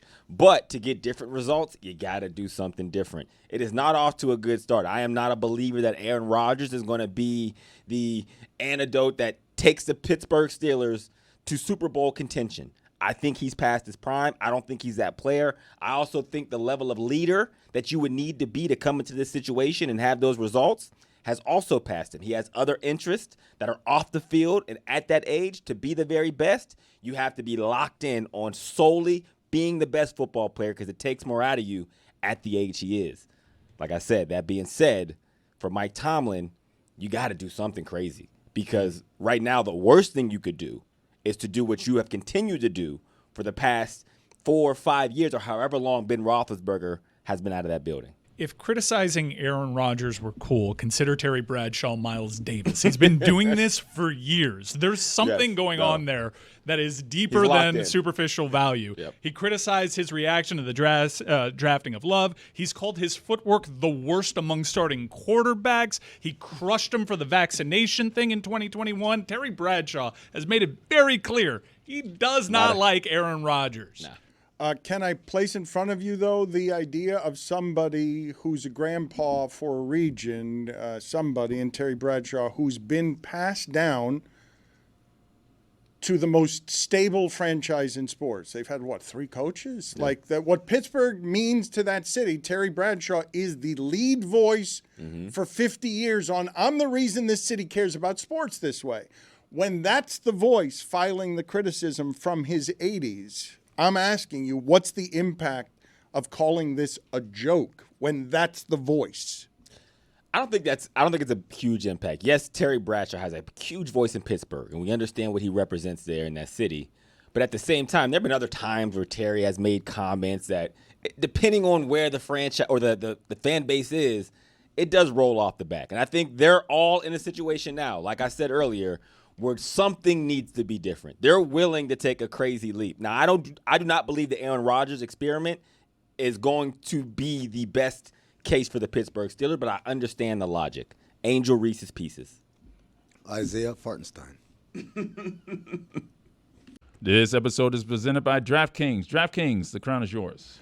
Would I shock any of you if I told you that Tim Kurkjian used to rabidly run a pickup basketball game that Cal Ripken Jr. played in, and that in general, Tim Kurkjian knows about very little, very, very little, but he knows baseball, and I don't know that he knows that much less about basketball, because I dare say that what are you doing? It's a double negative from hell that you just did. You don't know that he doesn't know that much less about it. Okay, so forgive me. I think that Tim cares about basketball and knows about basketball in many of the same ways that he does about baseball. Tim, do I have that wrong? No, you have it right. And I remember the Don Nelson play very vividly. Keith Erickson tipped that ball away from John Havlicek, and Don Nelson shot it from the free throw line. That's right. And I'll never forget how high that ball went. And then it went straight through for an enormous bucket in a playoff game. But Halliburton's, as we know, went, I think it's 7.23 feet in the air. I have never seen a ball go to the shot clock above the backboard like that. And Brian Maggott, who's a friend of mine, one of the great shooters ever, told me he's never seen anything like that. And he still shoots every day. And he's still one of the greatest shooters ever. And he said, I went out the next day, he said, and I shot that shot, trying to recreate that shot for 30 minutes and never even come close. He said, I promise you, if I shoot that shot every day for an hour until I'm 90, I will never be able to recreate that shot. That's how crazy that was. Hold on. So, Tim, here's the music. Finally, let me introduce you, America, to one of my math friends. Tim, thank you, because they were making fun of me, because I'm like, do you guys realize how improbable that shot was? Yeah, Dan, who cares? Well, math, you called it math friends. No, but this is that's the part we jumped on. My point is, now backtrack. Now that it's no longer cool to mock the math guy. But it's not math though. Like to me, it comes down to shooting form, right? He has incredible backspin on his shot, and so the reason you do that is to give the ball a chance to not just ricochet hard off the rim, but if it goes up, it'll have a chance to drop in. Now it went up unusually high, but that doesn't make it a lucky shot, which is kind of what your whole premise is that it was a lucky shot, and it's not a lucky shot. It's a shooter's roll. I mean, you're bearing the lead here. I don't want to live in a country in which some guy can just say, I texted my math friends, and think that he can just move on with this show without guys saying, wait a second, math friends, you nerd. Preach! That's America, Jack. That is America. This is one of my math friends. You know what I'm gonna do? I'm gonna do something this month with Tim Kurkjian and my math friends. We're gonna do a baseball game. I'm gonna show you that me and my math friends can throw a party, even though you guys are afraid of math and you like to make fun of math. Tim Kurkjian's genuinely excited about sports surprising him all the time, and what he's telling you in terms of improbabilities, the Halliburton shot's not being covered correctly. Like it's as a historic shot, it will never happen again. It's never happened before. It'll never happen again. It'll never happen at the end of a game. This is why we need sports science. You're using Kurkjian wrong. Yeah. All right. I'll tell you how to use Kurkjian. I text Kurkjian last week. Who's the slowest position player in history? Oh, that's a good question. That's how you use a Tim Kurkjian, Dan. Tim? I think I said it was Ron Hassey. He did. And then I pitched. Caught a bunch of no-hitters and was a good catcher, and he had some bad knees, so he was slow. And Chris, you came up with Benji Molina, right? Yes, Benji Molina. Good call by me. Great shout by me. And Benji Molina, who hit for the cycle once. Wow. How about that? Wow. So Barry Bonds, Willie Mays, Hank Aaron, and Babe Ruth never hit for the cycle. But Benji Molina did. I want to see that triple. It's so good. It's so good. Sports are so good. And you're right, Dan. I'm still amazed by the probabilities and the possibilities when you watch a game. And that shot I've never seen before. And you're right. I don't think we'll ever see that again. I will acknowledge that I have not used Tim Kurkjian, right? So, Tim Kurkjian, does Pablo Sandoval He's already laughing. You haven't said anything other than the name. No, but Dan, this is why I'm laughing. I swear to God, yesterday I went to the Safeway and this guy comes up to me. I don't even know him. And he says, "What's your favorite looks like on the Le Batard game?" I don't even know who he is. So I tell him, well, it's Jeff Van Gundy, who looks like the coroner who does an autopsy while he's eating a ham sandwich. And then this guy says to me, my favorite, he said, is Stan Van Gundy looks like the generic face on a pizza box. Show. I came on right after him. This is unbelievable. What a juxtaposition. Me next to Stan Van Gundy after a guy in the frozen food aisle asked me a question about the Van Gundy brothers. That's less improbable than the Halliburton shot. Yeah. Does Pablo Sandoval look like the bear-shaped bottle of honey?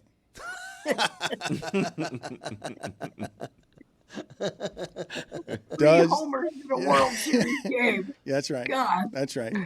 Does Aaron Judge look like the most athletic member of the Addams family? Well, shoot. That's crazy. I'll call him Lurch.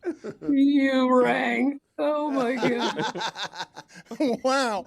That is for the Sueys. Limited fake Lurch from the Addams family by Tim Kurkjian. Tim, real quick, because I want to tell the audience this again. He does a podcast with his son, Is This a Great Game or What? His son, Jeff. And I will tell you that I am a sucker for the father-son stuff. Greg Cote does it very well with his son, Chris and Yeti. And Jeff and Tim do it well so that people can see how much range his dad actually has, or how little, as the case may be, because Jeff has a funny relationship with his dad. But when you think of projects you've done in your life, Tim, is there a second place to this one? Like, I would imagine being able to do this at this point in your life, this podcast, that it's the most meaningful work you can do. Yeah, I used to host a show on baseball called the Seamhead edition of Baseball Tonight, which ran every Sunday. I did that for 4 years, and that was really cool. But this is by far the best thing that I've ever done, and the most satisfying thing that I've ever done, because I'm doing it with my son, and he knows everything that I don't know, which is everything other than baseball, basketball, and sitcom from the 60s, because I don't know anything else. And he's a wizard with technology, and he's got a great sense of humor. We had Steve Russian on the other day, and we laughed for 45 minutes. It was hilarious. So, yes, this is the best thing I've ever done, and we now do it 3 days a week, so we're just trying to keep it up. Does Paul Feinbaum look like the maitre d' at a fancy restaurant? Yes. Isn't he the personification of the NCAA rule book? Yes, he is. He is also that. That is correct. I love his corrections. Does Joe Girardi look like he has a favorite chair in the husband sitting area outside of Dillard's? I can see it. Look at that laugh right there. Yes, it is. Does Scott Hansen look like an orthodontist? Does Adam Silver? It's the playoffs, Dan. You can't use these during the NBA playoffs. Does Adam Silver look like the 4-star general in a post-apocalyptic movie faced with the daunting reality of an alien invasion and the likely end of humanity as we know it, who says, staring off into the distance, they're already here. We're the aliens now. Tim, the most excited you are about a trend this season in baseball. I'm always complimenting you at how you evolve with the game. So Javi Baez in center field, first basemen's, leadoff men hitting home run. You keep seeing how it is. The game changes, and you appreciate it, right? You appreciate how the game is being distorted so that what Aaron Judge is doing right now is something that you can look at and be like, this is the best that baseball can possibly be played. Right. Well, speaking of strikeouts and leadoff guys, last night Lawrence Butler struck out 4 times in a game for the A's, hitting leadoff. So that's 16 times this season that a leadoff hitter has struck out 4 or more times in a game. Again, Dan, I bring this up because when I grew up, the leadoff guy was a pixie little second baseman shortstop who could run a little bit, put the ball in play, and rarely struck out. And now, no season before June has ever had 16 guys strike out 4 or more times out of the leadoff spot. Just another reminder how much the game is evolving, that we just put our biggest and best players, whether it's Kyle Schwarber, Shohei Ohtani, in the leadoff spot because they can get up more times. If they strike out 4 times in a game, it's not a big deal. So, yeah, that's just another thing that is changing in the game. But you mentioned Aaron Judge, Dan. I got asked the other day if Aaron Judge is going to hit 400 this year. The answer is a resounding no, nothing against him. It's just this is the hardest hitting environment that I've ever seen, and no one will ever hit 400 facing the stuff that they face every day. The fact that he is that close to 400 and we're almost to June and he's 6'7", 282, it's a miracle. And it just shows you how much he has evolved as a hitter, and that he used to swing and miss all the time. He used to strike out all the time, chased out of the strike zone all the time. Doesn't do that much very often anymore. And that's why he is spectacularly good almost every night. This is a leading question, okay? But what is the best baseball movie made, Tim? Do you have a ranking on this? Because I imagine it's Field of Dreams for you. Is it something else? No, it's Field of Dreams, and no doubt. My dad was the most important part of my life in every way. My dad was a really good player.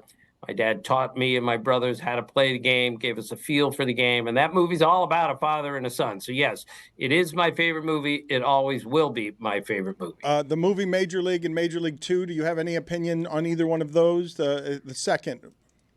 I like that... I like that Charlie Sheen was able to throw a baseball athletically. I was not expecting that. And he did, playing the part of Rick Vaughn, the pitcher in Major League. And today I'm going to the airport as soon as I'm done here to pick up my friend Rick Vaughn, who used to be the PR director of the Rays and the Orioles. Yeah, Rick Vaughn, big redhead. And Rick Vaughn threw really hard in his day, really hard. Okay, but this is the reason I asked you the question, Tim, is because in Major League 2, Wild Thing Rick Vaughn, at the end of the movie, the way that it finishes is, holy, he throws so hard. He struck out Parkman. He did it with fastballs of 99, 101, and 102. And my question is, give me a number of pitchers in the big leagues who could do this tonight. There are probably a handful that could throw 3 straight pitches, 99, 101, 102. Maybe a handful, but that's 3 pitches in a row. That's hard to do. Maybe a couple more, maybe one more than that could throw as hard as 102. My general point is just what was the ending of that particular movie and series comes out of the A's bullpen now and does that very easily 6 times in the ninth. Right. And Mason Miller is tremendous. And by the way, that guy got sick a couple years ago, and he lost weight down to like 155 pounds. I weighed 140 this morning, by the way. He weighed 155 because of the sickness. Then he gained it all back, and now he throws over 100 miles an hour again. And Dan, one more time, if anyone out there actually thinks they could put a ball in play against a major league pitcher today, you've got to be kidding me. And 102 is an incomprehensible rate of speed. Chris, sit down. You have 0 chance. Stop it. And none of you guys would get a bunt down against Garrett Cole or anybody else in it. No, left-handed, right-handed, no chance. Chris, you have a good swing, I can tell, but 102 is something that you have never seen, nor has anybody else in that room. Swing. What if I time it for a couple of pitches? No, Mike, he's going to buzz the tower with the first pitch. He's going to scare the life out of you with the first pitch. Oh. And then you and everyone else in that room, Chris included, is going to be afraid to get back in there after he throws it at your face with the first pitch. What if I step out of the batter's box, point my bat to him, and say, you try that one more time, we're going to have a problem. Yeah, pal. I asked Dusty Baker once. He asked me about facing Bob Gibson. So he went to Hank Aaron and said, I'm facing Bob Gibson tonight. What should I think about? And Hank Aaron said, whatever you do, don't look at him. Whatever you do, Don't talk to him. And if he knocks you down, do not charge the mound because he will beat your ass. The same thing would happen to you, Mike. You point a bat at a major league pitcher, he's going to kick your ass no matter what. Sorry. No matter how big, strong, and athletic you are.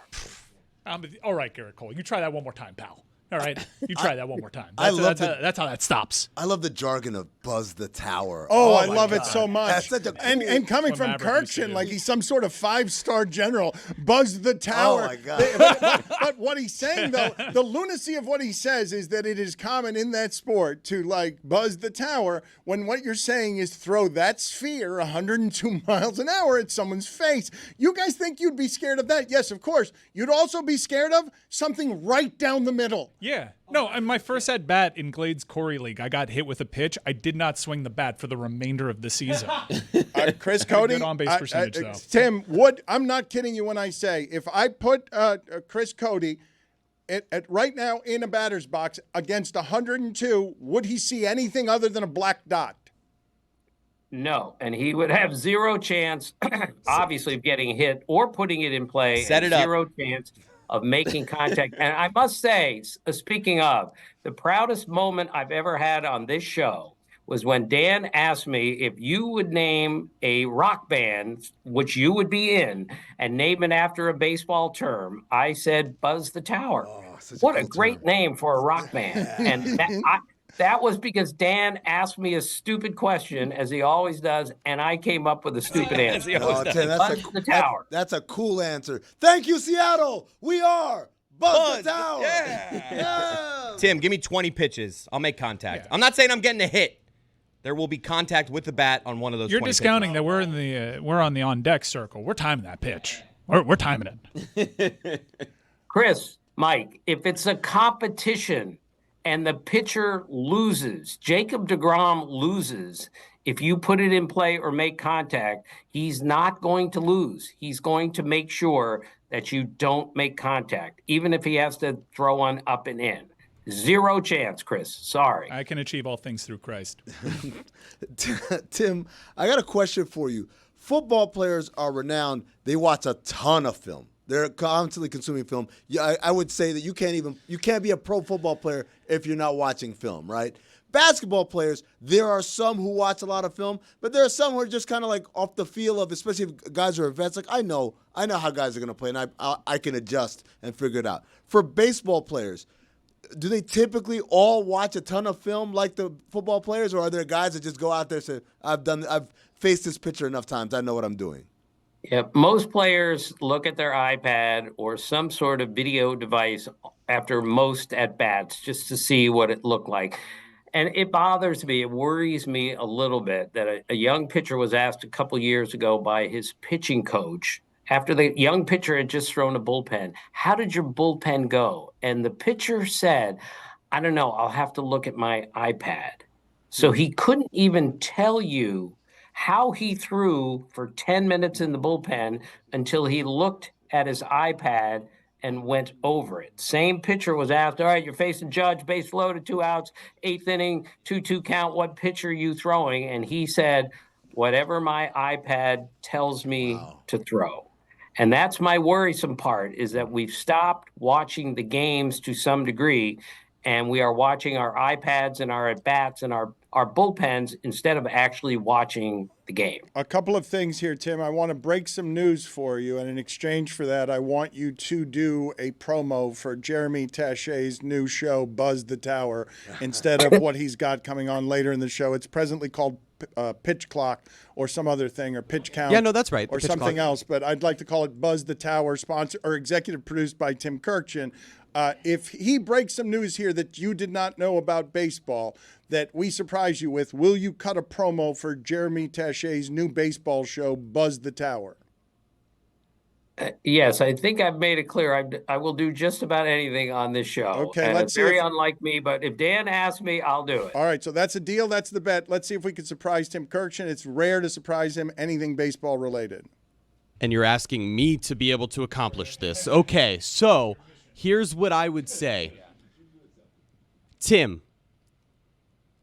in the first inning, Aaron Judge was intentionally walked. It's the first time since who in what season that a Yankee was intentionally walked in the first inning? All right, forgive me here, Tim. You can think about that for a moment if you like, if you need some filibustering. Jeremy, I was under the confusion that we actually had a band that had Buzzed the Tower already as its name. Oh, the front man of that band, Dan, is Bronson Arroyo. With the lead guitarist of Bernie Williams and playing bass, of course, Barry Zito. Did you know that Buzz the Tower already existed and that these three baseball players made up Buzz the Tower, the rock band? I did not, but you asked me that question about 10 years ago, so it's possible I came up with the name of the band before they formed the band. Yeah. But I did not know that, and I'm sorry.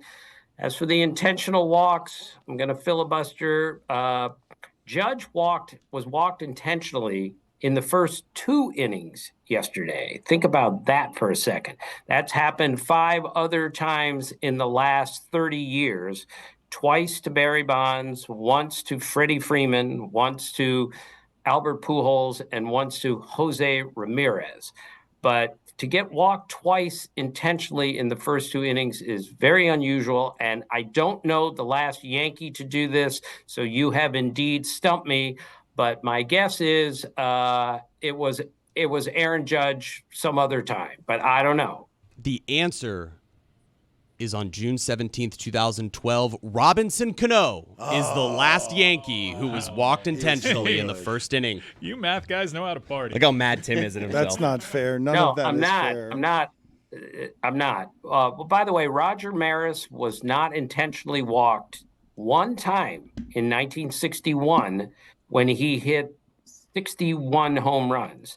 And then the next season, again, just to show you how the games work, he got intentionally walked 4 times in one game, having not been intentionally walked once in the year before. This is what breaks out at these parties. It's why I love it. When he and Mike Schur get together, it's like watching 9-year-olds trade baseball cards.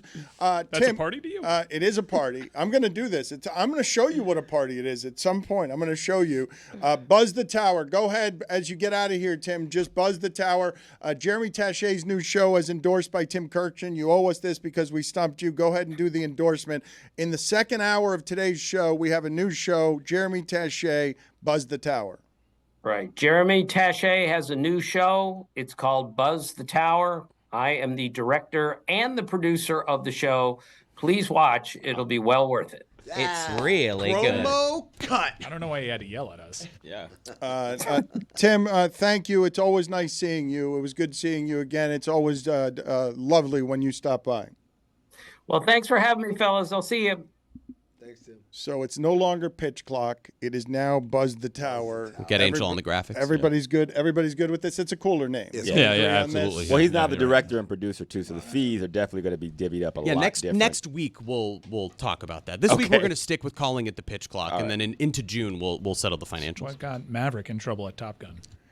I wanted to ask Andrew Hawkins about something that I never got to that really did delight me last week. And I know you guys talked about it some, but the idea that in professional football, where all of these people are just killing themselves for any advantage, that they would go to the owners' meetings and that the Philadelphia Eagles owner would speak for 1 hour about the tush push in a room of rich people yelling and screaming at each other about how to get a yard physically, and they've at the center of our greatest combat sport, they've got the moral conundrum of this isn't really the spirit of everything we're doing around here. Can we, in this one spot, protect spirit of preciously? Because like if you want to stop the play, then stop the play. Stop the play.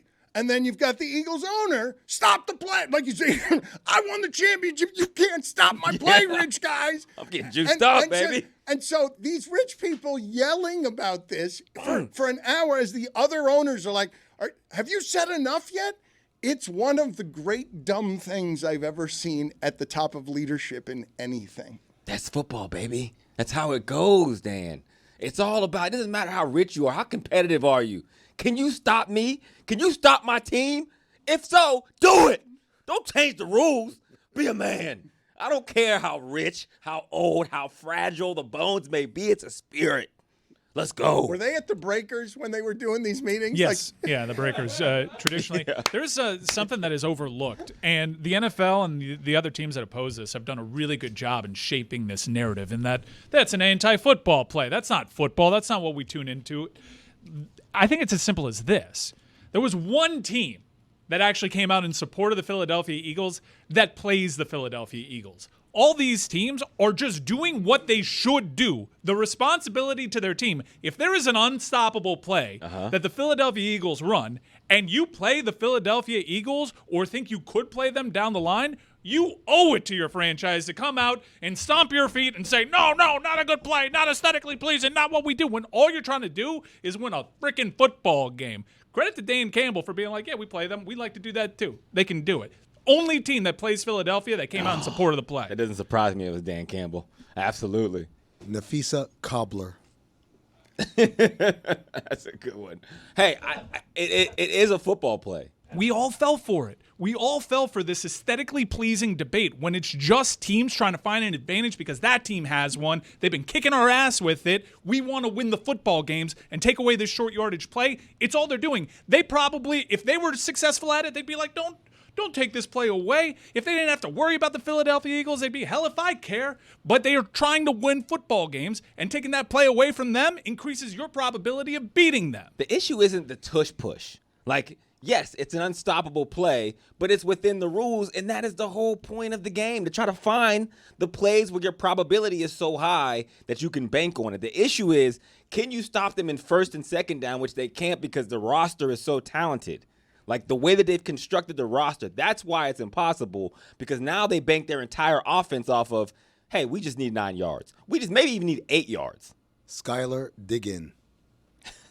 Chris Cote, you're eating Blizzard nonstop there, and I believe that coming to you, that's good. Just drop that on the floor there right 5 before. seconds. Yeah, that's exactly how to do the sponsor correctly. Yeah, put that right in your It's a mouth. sponsor. Oh, I thought he was just Blizzard Not Arena. sponsored, actually. No, not sponsored. No, We just not bought sponsored. Blizzard. Oh, okay. Sponsored But by maybe a potential one, so you're on the Sponsored clock. by my favorite hockey team. So you're We'd just love to have eating. you. So, okay, I'm sorry. I assumed.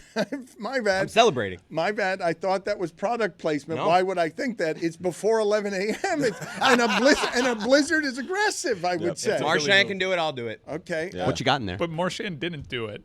And there's definitely hair on the spoon. Yes, that was sure. disgusting. Let's be honest about What that. just Nice spot. happened there His is- feet are right where the... No. You guys won't pick up it drops on the floor for 1 second. You guys Chris, won't pick it up. There's hit no Taylor. way your That's shoes wrong. weren't in Chris. public bathrooms and that spoon hit right where your shoes have been standing You guys for like are the worst. 5 eating years. You all are the worst. You're eating pee. Get over it. Chris. Fecal matter on your tongue. As Greg Cote has told me a long time, you got to eat a peck of dirt before you die. Yep.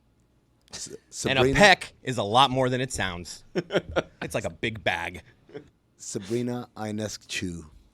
Because peck sounds really small. It does. You would think a Yeah, peck it is does. like the size of like a Coke can. It's close to speck, and that's why it's your brain. I'm actually shocked to learn that. Look it up. Peck, is a- huge sack. Yeah. He should just say you should eat a huge sack of dirt, because that would hit a lot harder. I will tell the people who are listening to this and not watching it, okay? Because this argument, Chris Cote is disgusting a lot of different ways. We learn it every day, okay? And right now he's lashing out at all of us, okay? And I understand why. He's surrounded and he's defensive, and we're about to come after his hygiene, which is repulsive.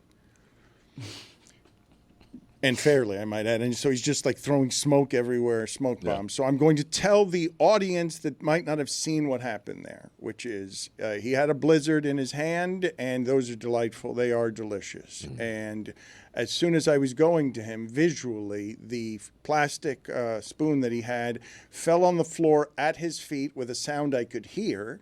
And at those feet, I will say, I'm going to say, everyone who's walked through this studio for the last 2 years, and I'm not sure how much they do cleaning around there. So there's 2 years of whatever. If there were one place in this entire establishment, I would not want something that I was putting in my mouth to fall. It would be the bathroom if it had not been cleaned. But I think it gets cleaned an awful lot more than where that just fell. You picked it up. You immediately stuck that and whatever hair was on it right back in your blizzard. It's disgusting. I won't be shamed on this. You didn't even guys, wipe it off. None of you, when you drop something on the floor briefly, unless it's like dirty, like get over your guys. You guys are all being ridiculous right here. Not a quick The internet is looking at me right now and being like, normal person. You guys are going to try to shame me. You picked up a spoon and then you put it back in your mouth? What a monster. You think the internet is going to be like, you know what, Look. Chris, normal person. Everyone else, weird. It's just the spoon Look, is watch wet. It's not even like you didn't try to wipe it off. Yeah. You didn't like maybe go I'm on under, air, guys. undershirt. I'm a showman. Yeah, okay. don't We don't kill like to be like, yourself oh, I for the can't eat show, this brother. anymore. Kristen, can I get? No, we're on air. I got the blizzard here. I'm going back in. So this is show business. It's This- not. that's This what I'm isn't. saying. So the cameras were off, the mics were off. You would have gone to the kitchen and gotten a different spoon. But I am a 5-second rule guy, and like unless it's marked, so unless I see a hair, like I'm not that scared. Carpet's different, dude. It's Carpet's a carpet. different. And it's a thing. wet Carpet spoon. You'd already put the spoon in your Examine. mouth. Yeah. At least look at the spoon to be like, I did. I okay, is there glanced. You're a so you ball did and a not. booger or not? I glanced at it. You dumped it right into the blizzard. Look You at the didn't- spoon. It's I'm, clean. I'm looking at the replay right now. You did not even glance at it. You went No. right. Let me see this. Let me see the fall. Okay, hold on. This is after the fall. That's after the fall. But wait a minute. Hold on. The reverse spoon, spoon. falls on the ground. He didn't even look at it. I want to see the pickup. Before you That's the even glance. put it into the blizzard to get like a scoop, God. you put it You're into disgusting. your I mouth. glanced. There You was spun nothing it. on Look, it. You spun it. Look, I drop it. I pick it up, and then I glance. No. Glancing down. No. Just Looking. Look Hold at on. the Wait for a on second. button. Glance. Wait. That's revolting. Please. I'm a showman. Chris, tell me. You please. We're on air. You licked the dirt off. Chris. Before you put it in the blizzard, you licked the Chris. dirt off. What was the reason for putting it in your mouth? There's no food on it. I'm eating a There's blizzard. only carpet on it at that point, You're bro. eating carpet. Which, I ate zero carpet. Like, there's Today. no reason to put the spoon in your mouth at that point of eating. Oh, it's in your mouth. You I put see it reverse. You see it? You're like, let me fully get my tongue. That's how on Marshawn the- did it. Under That's how Marshawn the did the under. spoon. Oh. I'm doing my Marshawn. No, but there's nothing on the spoon except carpet. You literally clean the spoon with your your mouth tongue. before you put it into the food. Showman. This is where Willow hangs out. You need a Damn tetanus it. shot. Willow has laid in here a What's lot. it? Willow, Ethan's dog was here the other day. It's roaming Taylor. around. Why is Ethan's dog here? Bottoms of shoes. Oh, gross. In a place where there's a lot of construction, I will say that Chris Cote has done as foul a thing I have seen done around here Oh, of I've done any worse. kind. No, This hold is on a crazy. second. Hold on. I'm not done. I am not done. Lick the dirt off. You are truly, truly disgusting, okay? But, and this is why I have a soft spot for you, and I can't help but have a soft spot for you because what I just witnessed is truly appalling, okay? Because I'm assuming, without seeing it, that fuzz and all manner of debris came with that. No. Okay, listen. looked. Listen. No, you didn't. You didn't. You didn't look. You did not. Look. You cannot put that On the anywhere. way up, I was like looking at Okay. it. All right. Listen. Stan Van Gundy over here. I am Stan Van Gundy because I don't think anyone's hearing me on this. You're not looking or listening. Your defense. I'm a showman. Is the single funniest thing you've ever said. Thank you. I mean, that's what I'm doing here. I don't like let a little thing of dirt stop the show. Hawk, you get this. You were with me before, I thought. Hawk, you get this? There's like certain degrees, man. There is a little bit of nuance and context that matters. But again, spoon to the mouth for no apparent reason after the dirt drop. Yeah.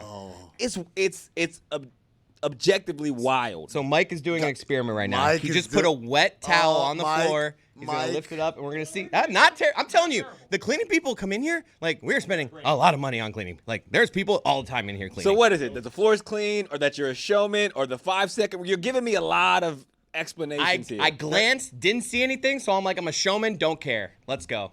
I don't think the 5 second rule applies to things that aren't food, because there's no reason to put it back in your mouth at that point. You can clean it off. Let me see this thing. This thing, not dirty at all. Look at it, clean. Don't put it in your mouth. You better I'll not. put it in my mouth. Don't do that. Don't do that. Don't really scrub that against the floor. I know you're a showman and everything. Don't do it, Chris. Is the show still on? Don't do it. Don't do it, Chris. You know what? Go ahead and do it, showman. Do it during Buzz the Tower. You better Let not. me refer to our DraftKings contract. Don't do Don't it. do it. Chris. Don't do it. Don't do it. Chris. They'll say we've changed. There's No, kids watching. Chris. Chris, that's too close, Chris. I told the story before. I never throw up on flights. The last time I threw up on a flight was I was watching. Was it Dominique eat the picture of Stugotz's family? I was throwing up, and then it became sort of contagious. I threw up watching it on a No, flight. it's disgusting.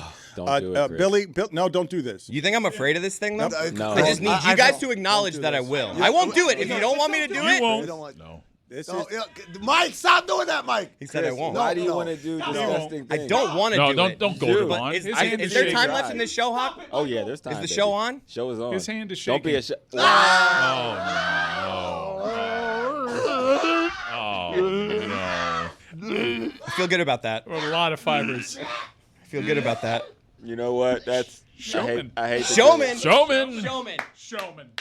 Mike scrubbed Whiteman. the floor with Yeah. that wipe. Hugh Like Jackman over just here, as- showman. Oh, I didn't know I was going up against a showman. Anyone want to bite? Gracious, man. No, I'm good. This is why, man. This is what Ah, happens. this is fun. Back row Chris, I am back. Hijinks. According to Transformers Wiki, Panther was a maximal ground soldier and somewhat of an oddball. Oh, An oddball. oddball. Monday through Thursdays. DraftKings Network. Wherever you get podcasts. You good, bro? Gosh, there's You no know, reason. I wanted in my mind it was a switcheroo. There was another one that he switched up, and I was like, no, I mean No. you were looking at him the whole time. I mean, There were no switcheroos. Mike scrubbed the floor with that. He might have stomped on it. So, That's Dan. Don't throw up, please. Don't throw up. gosh, Chris. Dan gives good throw up sound though. Yeah, he does. Chris is going to be spreading. That's not MRSA just a sound. No, I around know. the I'm just studio saying though, now. like that. Give him that You're putting can. It's everyone really else happening. in danger now. The germs you're taking on Wash it down with a little blizzard. is now exposing everybody else to it. Wash it down. Aaliyah, Boston Market.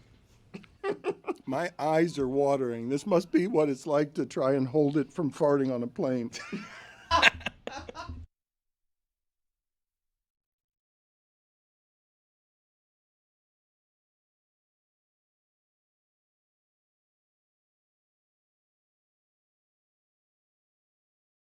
This episode is presented by Smirnoff. We do game days. Please drink responsibly. The Smirnoff Company, New York, New York.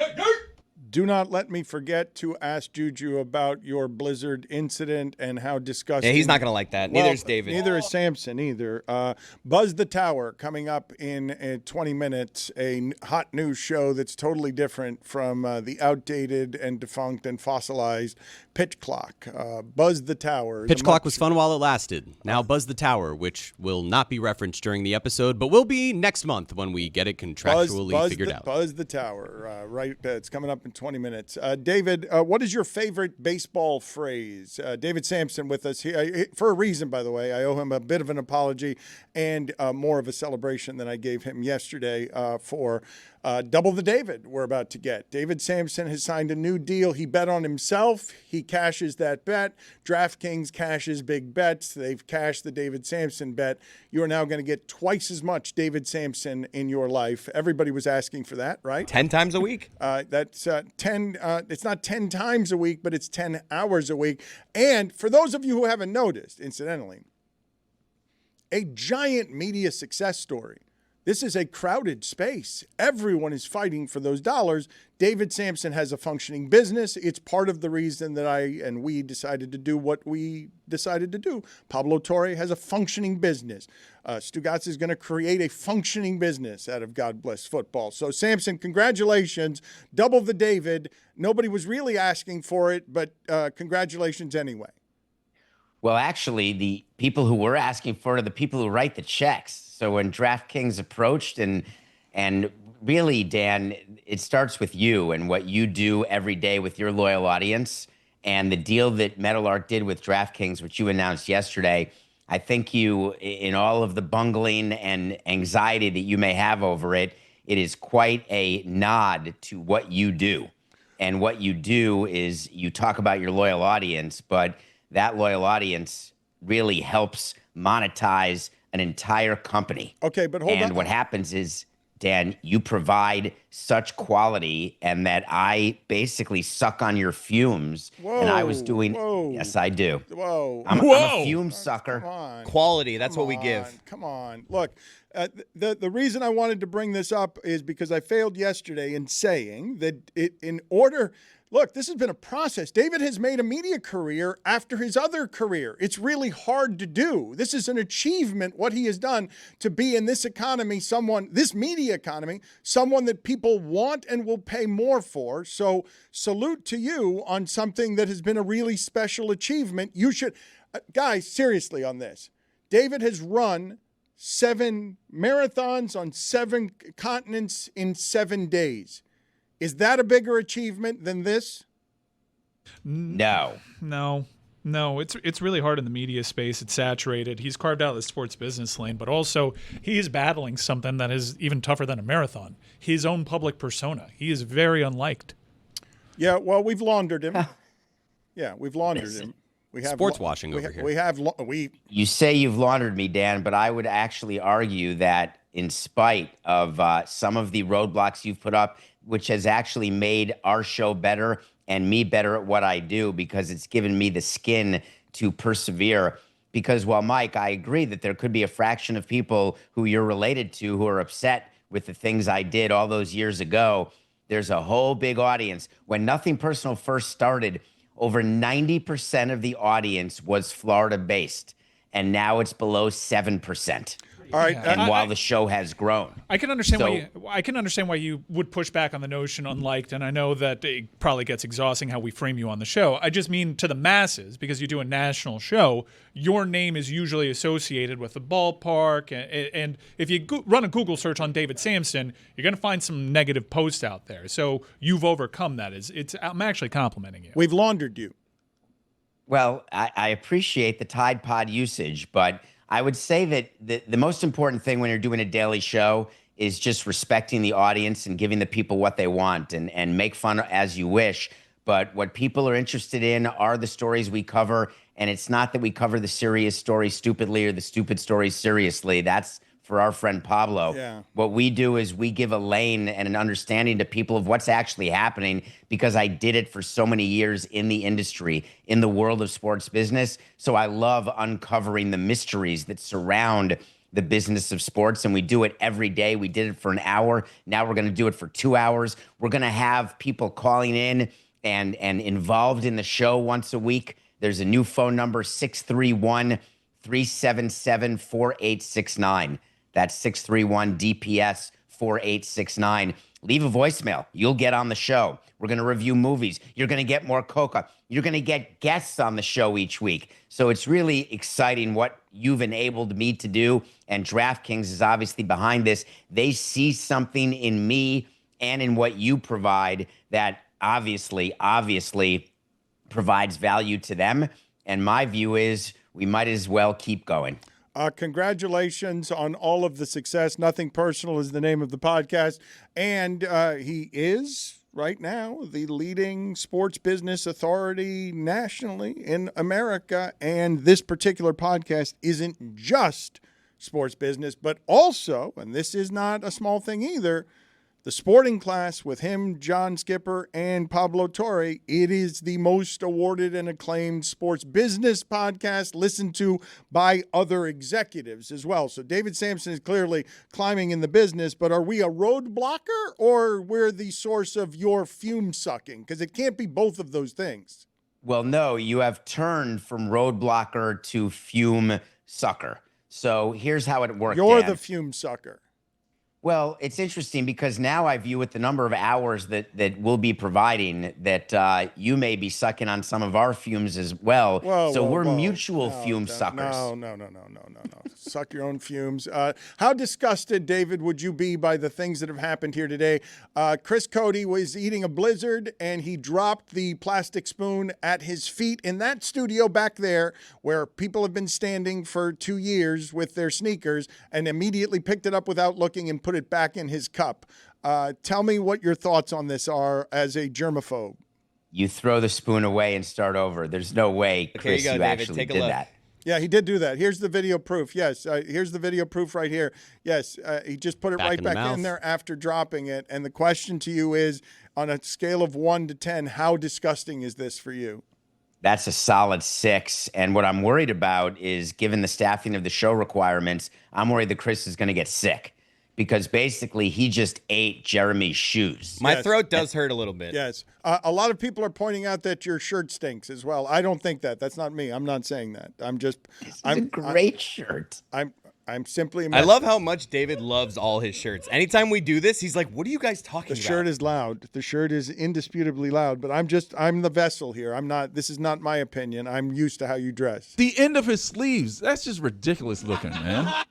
Well, I appreciate what you're saying. That said, if you're comparing my dress to Le Batard's, we're not even in the same universe.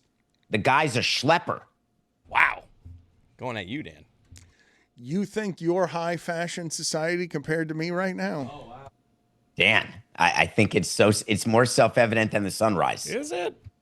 All right. Well, you famously have bid on celebrity pieces of wardrobe, glasses, shirts. Which episode of Modern Family did you get this one from Cam?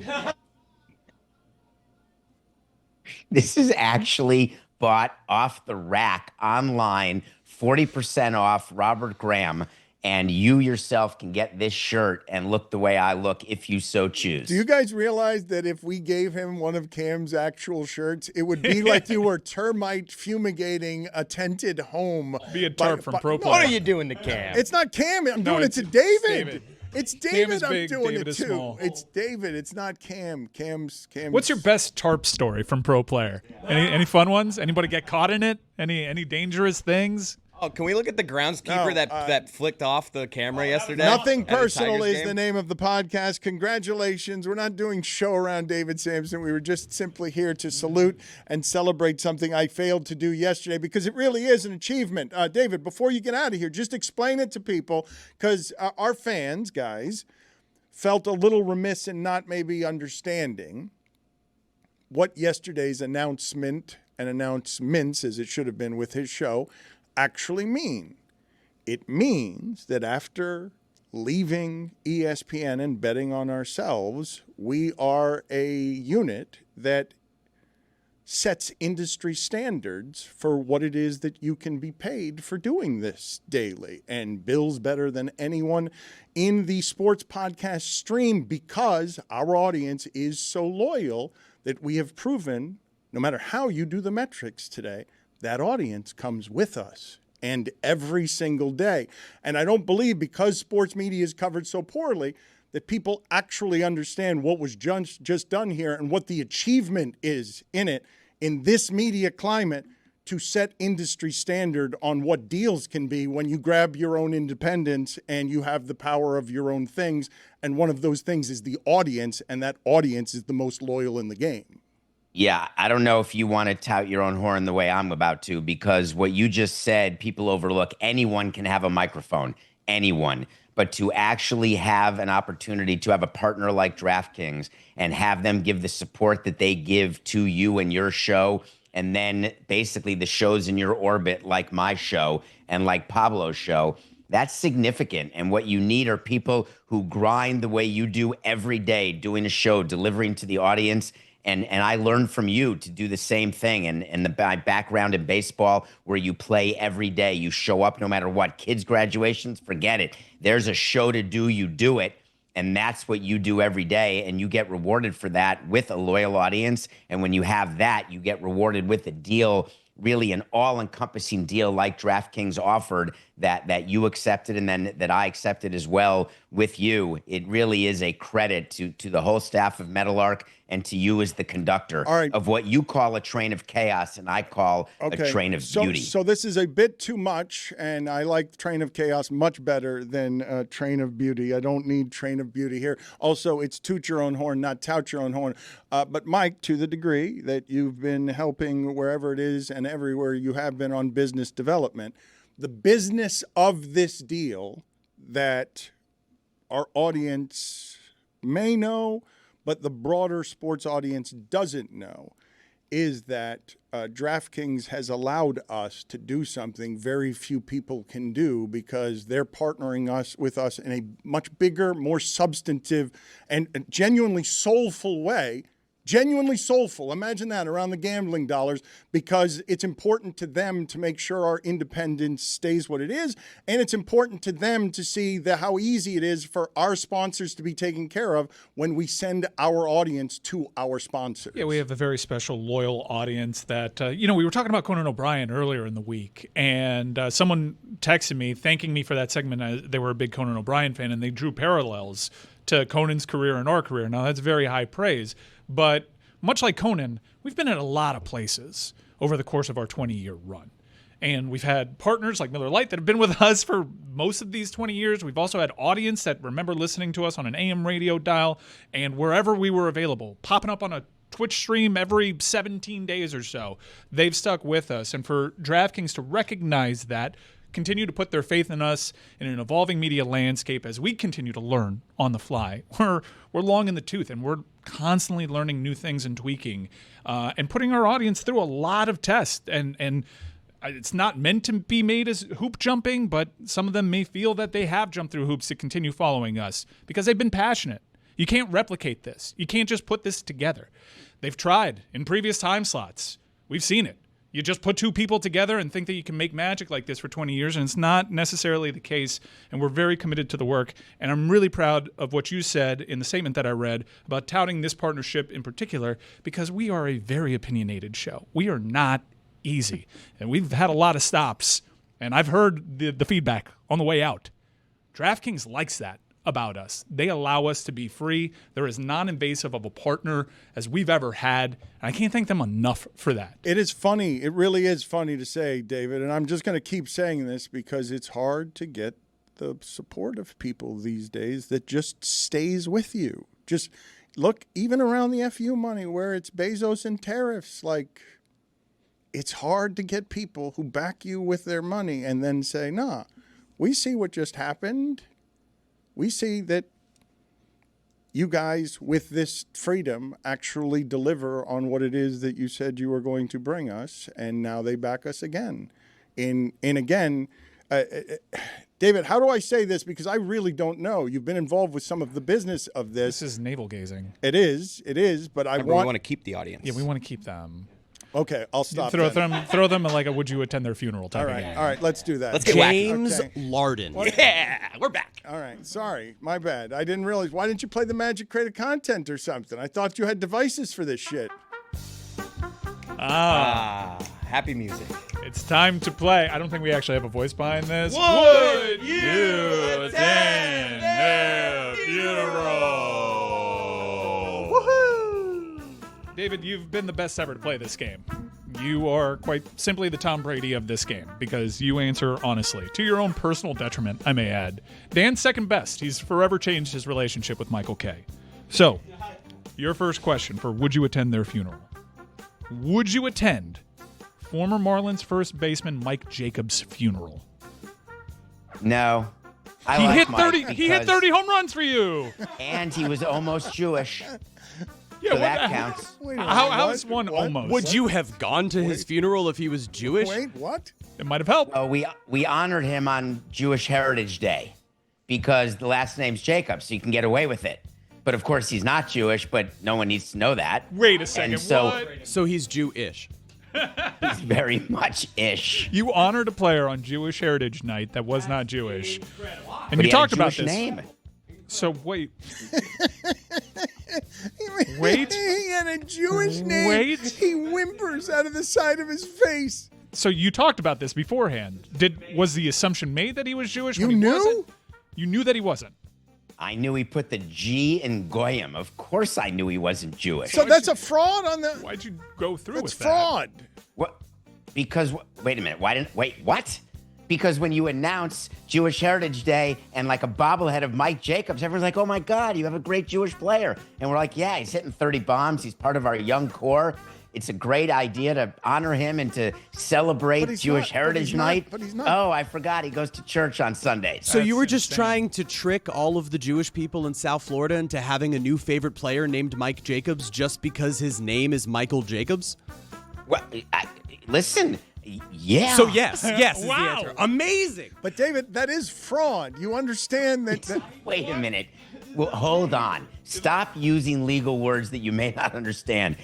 I did not commit fraud upon anybody. No one bought a ticket saying, but for Mike Jacobs being Jewish, I wouldn't buy this ticket. That is not the case that's at all. false advertising. How was he presented? Well, he on never this day? Put him said in a he's Jewish star and a Jewish. kippah How was he presented on the Jewish Heritage Night? as our starting first baseman. Why? But why? Why was he on there? Because that's who we were honoring. I wasn't going to honor, Marty Gomez. You know what? In talking this out, I'm pretty sure you should attend Mike Jacobs' funeral. That's a real player, by the way. That's Marty Gomez is playing second for these Marlins. Next up, Tommy Hutton, former, occasional Current. current Marlins color analyst. I wouldn't, but I will send a note to his family. He's noteworthy, Thoughtful. but not attendance worthy. Noteworthy, literally Flowers. noteworthy, literally. But No, not flowers. not No flowers. What No, about that's a different level. What about his longtime partner, former Marlins TV play-by-play man Rich Waltz? Noteworthy. So just Len Casper, flowers. It's- Boog, flowers. Oh, you don't attend Boogs? Probably not. I love Boog, but Oh, I mean, no, you listen, don't. it would I think have that to means be you the most don't. No, it convenient means thing fit weren't between terrible. shows, but no. Oh no. Javi Vasquez. No, I would tweet about it saying, "Hey, thank you." Tweet about it. Good Is job. that because he did not have that dog in him? Treat Roddy. It's because he ended up working for the Players Union, and so we had some great times going at each other after we were on the same team. Is there a spot between flowers and note? Is there some tier between those Donations? I love where your head's at. Yes, there's a phone call to the living. Oh wow. Note, phone call, flowers, then attendance. Former. Oh, there's another level. Thank God, COVID. The virtual attendance. Thank God, COVID. Yeah. That's when you can zoom into the funeral from your own home. Thank God. So that's another level Thank before you God. attend the actual. We all attended Stugotz's mom's funeral that way. Thank God, I COVID. cannot believe how good this game turned out with this list. I wasn't feeling. Should we go back to navel gazing or For- just stay here? Former Marlins Twitter account Logan Morrison. I will go to his funeral. I've got an addendum to this. Boog Shambi's funeral, David, that you're not going to. I'm going. Yes, you have to go. Yeah, are you revealing that you're friends with Boog? Buzz the Tower. No, I thought that would lure David to a funeral to get out of the house. Buzz the Tower is next. Welcome to the Pitch Clock. Here's the pitch. A two-part baseball segment combining a nostalgic baseball trivia game and an interview with an expert. This is the Pitch Clock. Baseball time. How, what?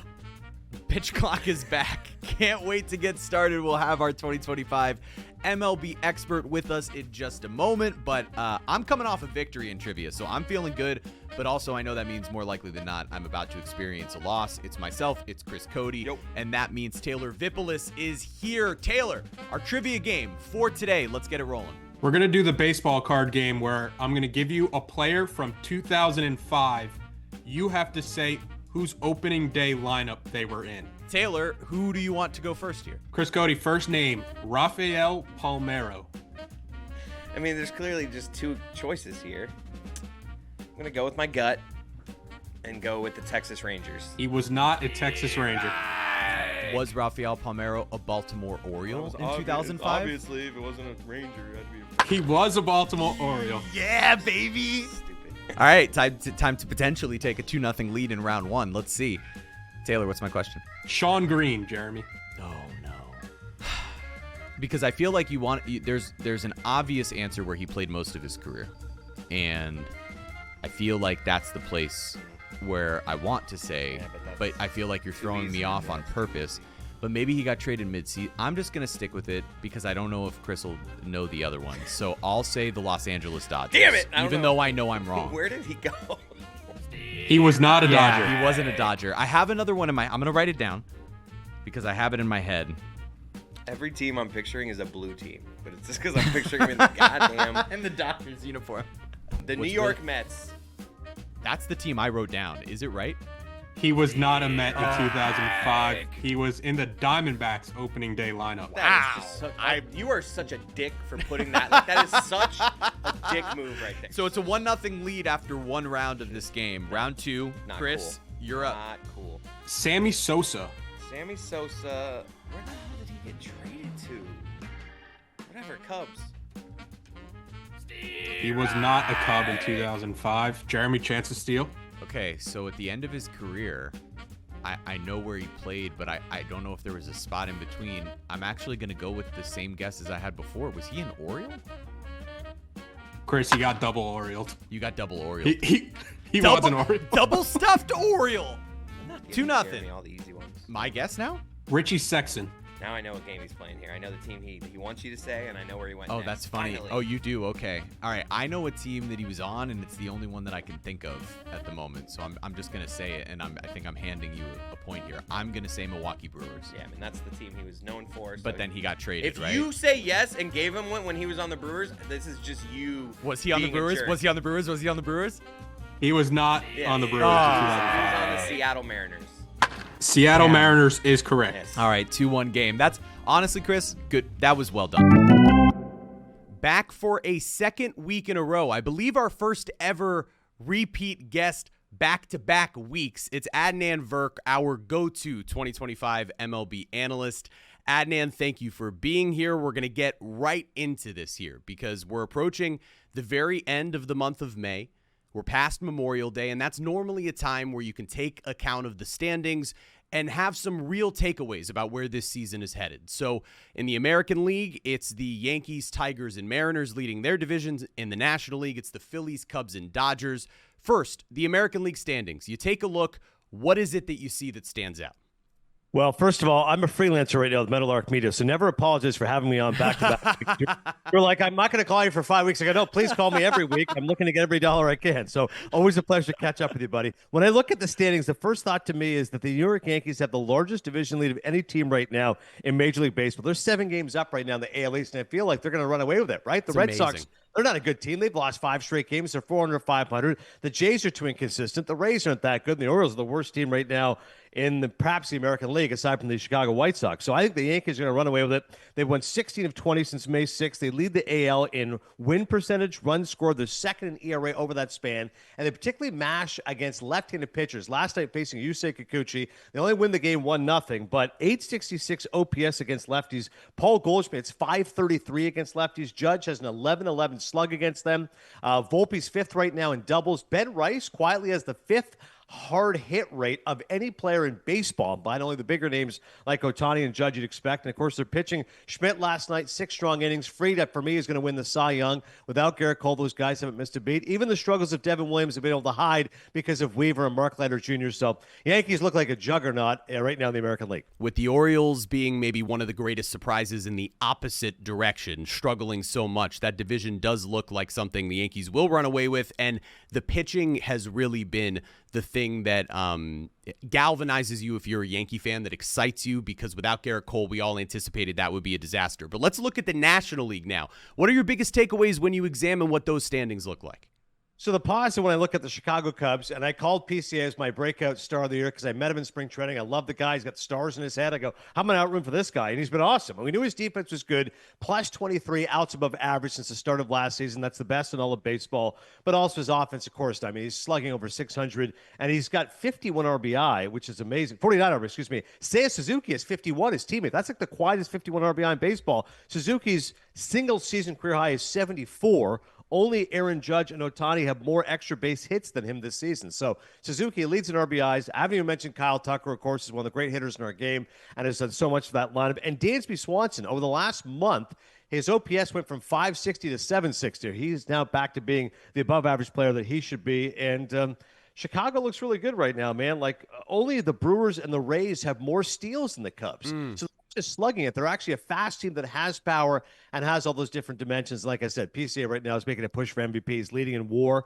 I worry about their pitching a little bit. I do think the Cardinals will hang around. Cardinals have more balance than the Cubs. That should be a great rivalry in the Central. But, yeah, Cubs looking legit. That's good for baseball to have them back, potentially as division champion. First guess goes to Chris here. So, Chris, who are you going to have to guess, I guess? Taylor, tell us. Hell of a That toss was a right bad there. toss. Wow. Taylor, tell us who Chris is going to talk about. The fifth name up, Chris. Carlos Pena. 05, I'm going to say that he left the team he was with first and got paid by the Detroit Tigers. Chris levels it up. It's Yeah. 2-2. Jeremy, your name is Jeff Kent. Well, I am in my bag right now. Okay. Just in my bag. Where did he go next? Oh, it's so clear where he went. Where did he go next? Similar color to the Dodgers. Don't Think do no, similar no, color no, scheme. no. Wait a minute. Think the same color scheme. Well, Orange, now you brown. just okay. Hold on. You said Dodger. You really are Who said throwing me off. Dodgers? You said similar color to the Dodgers, No, but I then you're didn't. talking orange brown. Yeah. Did I say the word Dodgers? Yeah, you did. No, I didn't. Yeah, we Or roll the my- tape. Similar color to the Dodgers. Similar color to the Dodgers. I'm gonna say the Dodgers. What a miss. Did I actually say Dodgers? You did. Similar color to the Dodgers. What a win. I don't have any Oh other excuse. God, 3-2 after 3 rounds. Holy. Blaming Dan for that one. Round 4, Taylor. Who is the player that Chris is going to speak about? Nomar Garciaparra. Dodger. He was not a Dodger. He was a Chicago Cub. He was a Cub. All right, it's a 4-2 lead, and now the player comes to me. Nick Swisher. Whoa. Oh, man, there's 3 teams that are in my head. He wasn't there until later.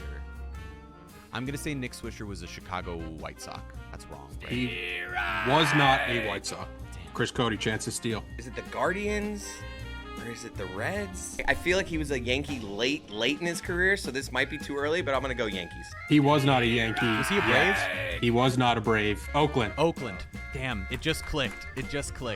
All right, that's okay. It's still a 4-2 lead after 4 rounds. Chris Who will I talk is up about next? to speak now. Larry Walker. Cardinal. He was a Cardinal. Yeah. Taylor, who do I speak of now? Adrian Beltre. Oh, This is no. another Three one in my teams. bag. 3 teams And I'm immediately not came going to to my say head. the team name mistakenly this time. 3 teams immediately came to my head. I know all 3. You don't know all 3 teams? The Texas Rangers. He was not a Ranger. Mariner. No, that was too early. He was a Mariner. No! You're not going to do Dodgers? He's not going to do Dodgers. He's playing the other team this guy played for. Let's move on to a team that we haven't highlighted yet, and I've been trying to avoid talking about every single week on the pitch clock, but they refuse to let me because Tarek Skubal had one of the greatest singular pitching performances we've ever seen in the regular season. It's a complete game. It's a shutout. It's 13 strikeouts. It's under 100 pitches. It's the greatest Maddox in the history of Major League Baseball. The most strikeouts ever in one of those games. Oh, and the final pitch was 102.6 miles an hour. So I ask you, Adnan, Tarek Skubal, with what he's doing, coming off the Cy Young season last year, being as dominant as he's been thus far this year, where does he rank to you amongst left-handed pitchers this century? So in the 21st century, where are we putting Tarek Skubal at this point? Because to me, he's really climbing up that list. If he wins the Cy Young again this year and goes back-to-back, and I can't imagine him slowing down barring an injury, I mean, a triple crown a season ago, that's awfully tough to top, and he's able to do it, it feels like right now. I'm glad you mentioned the match, particularly the efficiency. To me, when you're under 100 pitches, like that does so much for your rotation. And honestly, the Detroit rotation in general has been so buoyed by having other guys now complementing Skubal. Before it was Skubal and bullpen games all over the place. Now Flaherty's legit. Jackson Jobe, they've won 9 of the 10 games that Jackson Jobe has started this year. Obviously, Casey Mize has been better this year, and their offense now is much, much better. Riley Green looks like he's legit. Torkelson's had a huge comeback. Javi Baez is the comeback player of the year. So the Tigers, I mean, they feel like a legit team. And again, that's the other story right now in the American League is that they are the team to beat in the Central. You know, the Twins, even with that incredible run that they've had, they still haven't been able to catch Detroit because they had such a bad start. And you're right, man. Skubal, when he's pitching, it's win day. He's must-see TV. All right. Time for our golden era star of the week. I've got two guys for you. I have a feeling I know which direction you're going to go. We've got Cal Raleigh of the Seattle Mariners or Corbin Carroll of the Arizona Diamondbacks. Both guys out west having really, really good seasons.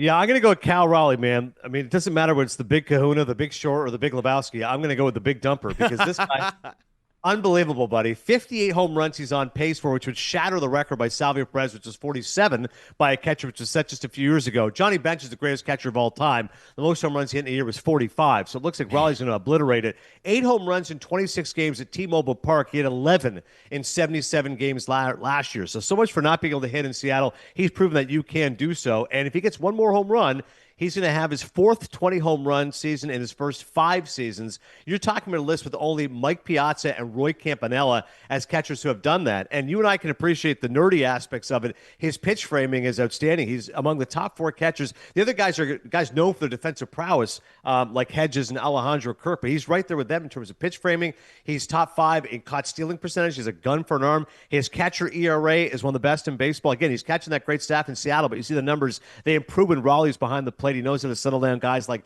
George Kirby can be a little bit mercurial. Logan Gilbert's one of the best pitchers in baseball. And you see the emergence of Wu and obviously once they get back Miller. So when you add it all up, he's the best catcher in baseball. Something about guys in baseball with the name Cal, with the last name starting with an R.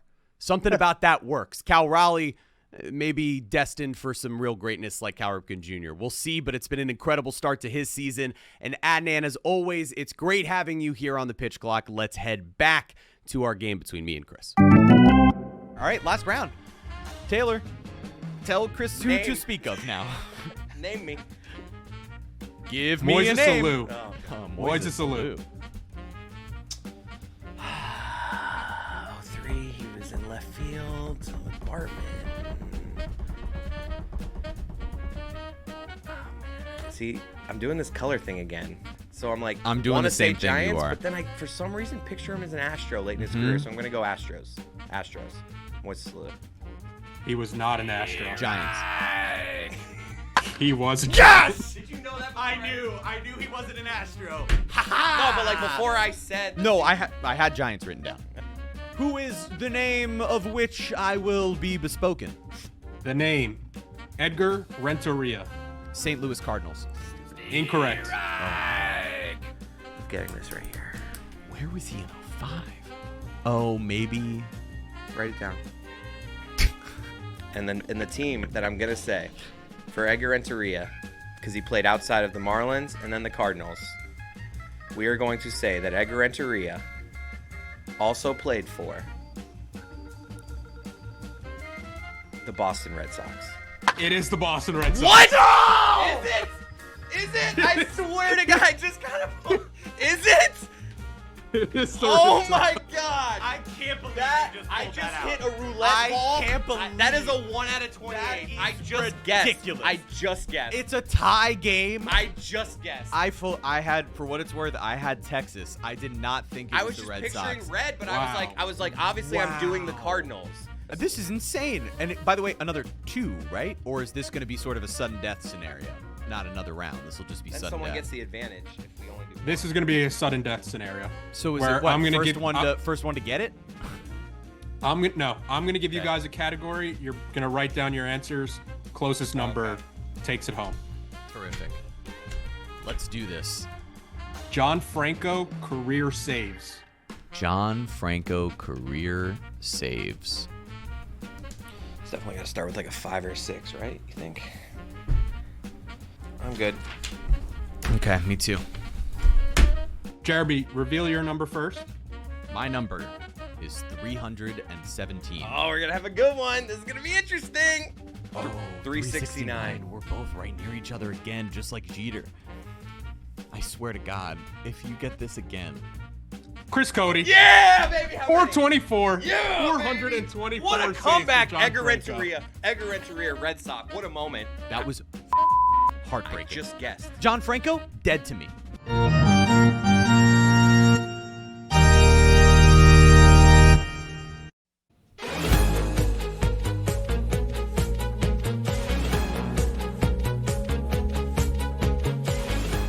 All right, it's time for Thursday Thunder, presented by DraftKings. DraftKings, the crown is yours. Yeah, it is. Juju, Yours. go ahead. Welcome back to Thursday Thunder. Shouts out to everybody who bet Thursday Thunder last week and became billionaires because we struck gold finally after a long drought.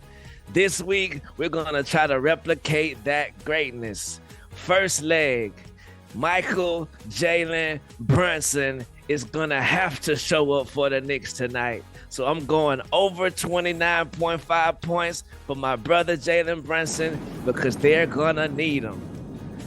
Second leg, I'm going with the assassin, the instigator, Benedict Mathurin.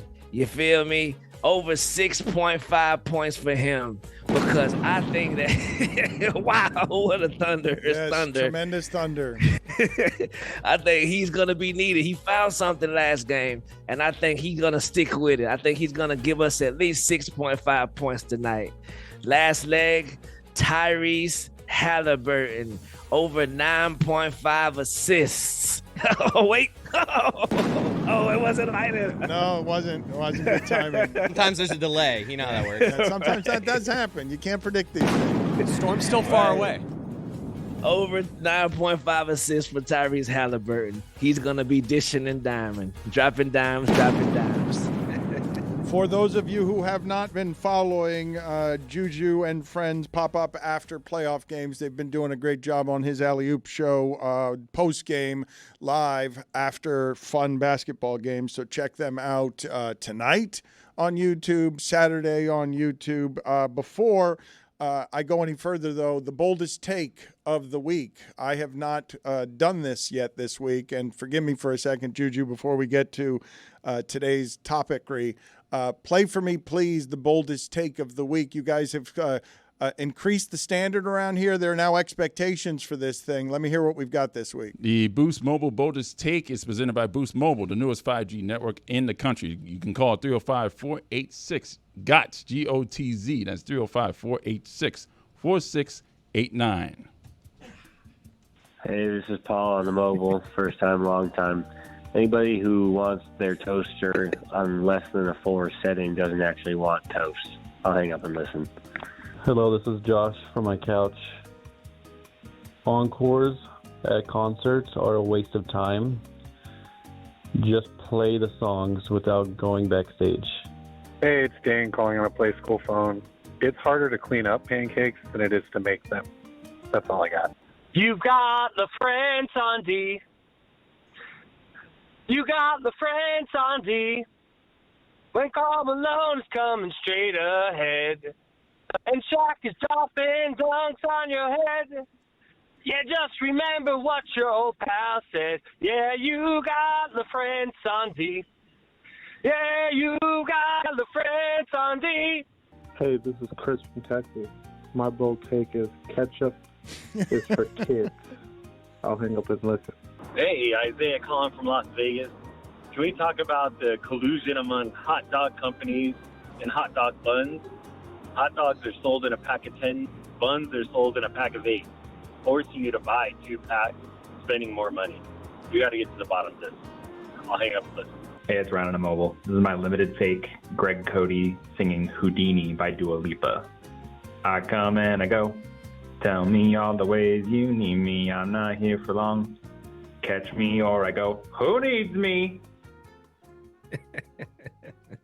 More Rafe LaFrentz songs, please. 305-486-GOTZ. Love that music. 305-486-GOTZ. Is that elevator music or waiting room music? What is that? I think isn't not the same. Is it? All right, put it on the poll at Le Batard Show. Is elevator music the same as waiting room music? I'm in the dentist right now, and I'm about to be called. I have failed. Do me a favor, Chris, please. Just reach out to Tim Kurkjian and David Samson and ask them both, have they ever farted on a plane? I messed up by not asking them earlier in the show. Juju, do you have any thoughts on how disgusting Chris Cote is with everything that happened with the blizzard earlier? Bruh, Hawk said it best. I know he's a showman. Like, hats off to my brother for being a showman. Show comes first. No business like show business. But why did you dip it in your mouth before dipping it back in the blizzard? It's like you said, man, you know what? Let me get these germs out of the way first. Now it's back blizzard time. Of course I'm disgusted. I don't even use spoons that come out of the pack. So, but I love my brother. Look at this. Holy moly. Do I go back? I don't go back into the blizzard before I eat No, it. the thought process was, ooh, that fell on the floor. Let me clean this off before I put it Yeah, in you my know what, mouth. though? In Wow. Chris's defense, if Thank he you. just cleans it off the one time, he's getting the germs once. But if he sticks it back in the blizzard, who knows how many times he's going to have to go back to the germs That's what I was over and thinking. over But he again. That's what got I was thinking. all the germs, Jeremy. Right, and Jeremy can't be your ally. I'm doing the after best that I can. Heat game debacle with him sticking his finger. finger I in was his trying to mouth. get out of here without that happening. Can we at least agree that's the second most egregious thing that we've had See, happen? Here, this is what the point that Juju's making that is the correct one, okay, is that if you go without looking straight from floor to mouth, what you have now done is run the risk of whatever fuzz was on that is now just in your mouth. At least if you put it in the blizzard first, perhaps you'll see there is now fuzz in a ruined blizzard and not continue eating. But if you do it now, just fuzz in your mouth without blizzard, it's not just foul because it's just fuzz without blizzard. And the blizzard is delicious. You've also got fuzz in your mouth. Chet home fries. CD Lamb just works. But yeah, brother, just Chris, straighten up. I still love you no matter what. If you my dirty, disgusting brother. Juju, for those who did not see Alley-Oop last night, for those who have not checked in on Alley-Oop, what would have been the best of the analysis, or what have you not said about OKC and how overwhelming OKC is? I guess people are going to blame Ant, but like I was saying, that's done to him. That's not something that he's choking on. That's done by a defense that's going to do that to every remaining thing there is in the sport until something becomes stronger so that it can beat him.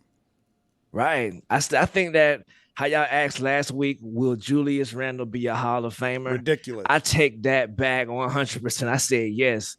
Absolutely not. He won't Asinine, sniff the Hall of Fame. Look, I've rarely been as embarrassed as I was that our show didn't check that more aggressively. Like in the history of sports takes around here, the fact that it loosely got through here, Julius Randle might be a Hall of Famer, is as embarrassing a thing as has ever been tolerated around here. I actually need to issue an apology for having issued an apology. Asinine. I apologized to David Samson either last week or the week before, saying that his Julius Randle basketball take was you know what? In the end, he might have been right. Maybe it was a basketball move with Cat. And I apologize to him for that. And I completely take it back. I apologize for the apology, the audience. Juju, tell me, when I say worst takes in the history of takes, that ranks to all-time top 10 dumbest shit ever said around Grab here. that audio, because everybody, I thought I was taking crazy pills. Everyone's like, yeah, you don't know, the last 3 games, that definitely puts him in there. Amin was in on that. Amin was in on that. You were there too. You didn't stop him. No, but I had regret. No one stopped I was him. there. No, but I was just shell-shocked. My excuse is that I'm shell-shocked, and I think I even threw it to you. Mike, you said Julius I was on the Randle, right side of history. You said he's trash. Yes, I'm on the right side of history, folks. Hall of Famer. Right. Him and Terry Rozier might not have been right on both of those cases, and I was wrong as hell. I texted Tim Kurkjian. Have you ever farted on a plane? Any guesses on his response? I'd say no. I'll say yes. Roy? No. Mike? Yes. Juju? Every chance he gets. He's farted. Yes. The response? Yes. Wow. Just the word yes, which was delightful. Are you going to give him a number? Hell yeah. Do you want Thunderclap me, Roy. It wouldn't sound like No, TV and Roy. Thunderclap me. And I just texted David Samson. Have you ever farted on a plane? We're not going to play that game again. He said yes. Thunderclap me. He said yes. He's farted on a plane. That's crazy. See, everyone farts on a plane. Any other basketball thoughts, or can we move on to the polls, Juju? Yes, last thought from the Timberwolves. They made it exactly as far as they made it last year. And Chris Finch, he had suffered an injury during the playoffs last year, and the brother had to take over his assistant coach. I think I'm going to be the first out here to say Chris Finch will not be back as the Minnesota Timberwolves coach next year. It doesn't matter. They made it. Hit it, Roy! You can't allow Ant-Man to have those lackluster performances and back him up. No, sir, Bob. Whoa, wait a Scold minute. him. Wait a minute. Wait. Roy and TV. We're gonna stereo thunderclap. Ready? Can you do it off the take, though? Can we get the timing down, right? Because I thought we were going to have a Blizzard sponsorship of Chris Cote gives takes while he's eating a Blizzard. I think that would be a good sponsorship. But can you bring together the take, Juju, that you're giving us, which is the greatest Minnesota Timberwolves team there has ever been is going to fire its coach? Like, can you give us the take, and then Mike and Chris will come together, and we will have sponsorship merging. Yep. The greatest Minnesota Timberwolves team that we have ever seen in the history of the world will fire their coach this offseason. Bet it. Woo! Come on, DraftKings. Got to figure out a way to give us betting odds on this one. Showman. You did say that. You mentioned that. And when I was navel gazing, that's where I was headed. It was going to end with, why did we do it all? So Chris Cote could be a showman. But you didn't let me get there. Update for the audience. My asshole just fell out again. Yeah, I saw that. It didn't look good. Did not putting look that good. one back in. It fell on the floor. That's gross. Polls and criticism today, Juju? Are the McCrispy strips good? And only vote if you've actually tried the McCrispy strips. 56% of the audience says no, they are not. Hawkins said they're great, amazing, underrated. Right. And I do understand how there are good McDonald's and bad McDonald's. It was actually good context. Which one? Which one was it? This one was a bad McDonald's. That's on me, but it's also the nearest where one. was The one it? on 8th Street? Yeah, No, where it was was on it? 117th, the one by Hole in the Wall. Oh, okay. By the turnpike. Got it. Okay. By Caballero Woodlawn. Caballero. I buried a lot of abuelos there. Yeah, you did. I don't want, you know what? Here's my thing. After I bury somebody, I do the whole thing. I understand people don't want to get cremated or religious beliefs there. I don't like going back. I put you in the dirt. Is that Gruden? Man, I don't like it. I don't like funerals. I don't like going back to visit. Like, what do you do? Well, Dad. Well, I mean, come on. What are we doing? You can talk to if you're going to talk to your dad in the spiritual realm. You don't have to drive to Caballero Woodlawn to do it, right? Who's with? I'm also out on funerals. Triscuit Thompson. I haven't visited my mom's grave, my grandfather's grave, and I love my grandpa. I got Bob tattooed there. Give me a hug. Come I here. don't see the appeal. No, I'm good. You got what tattooed there? It's Bob. It's for Sergei Bobrovsky. When did you do that? When did you? That was actually when my grandpa Bob was on his deathbed due to COVID. But it's the same tattoo that he got when he told me never to get tattoos. He loved it. But then I just changed it for Sergei Bobrovsky because I love him more. Yeah. Are you flexing right now? No. You thought I was? That's a tough angle to flex. Like, that's how you flex right there. Yeah, Josh Fart. Do highlight packages only come with dubstep? 73% of the audience says yes, they do. And last poll, there's no way you were around in 69, my man. I couldn't believe that. That escalated so quickly on Stan Van Gundy. Stan Van Gundy hit Amin with a my man, and it didn't feel right. 81% of the audience says yes. Wow. And those are your polls. Juju, how good of an ego stroke is it when someone asks you, are you flexing when you're genuinely not? That's right. Like a top tier feeling. That's a top That tier was feeling. a great alley-oop right off the glass. Damn, I feel good. I haven't even been working out all that much lately. Steph Curry. Thank you.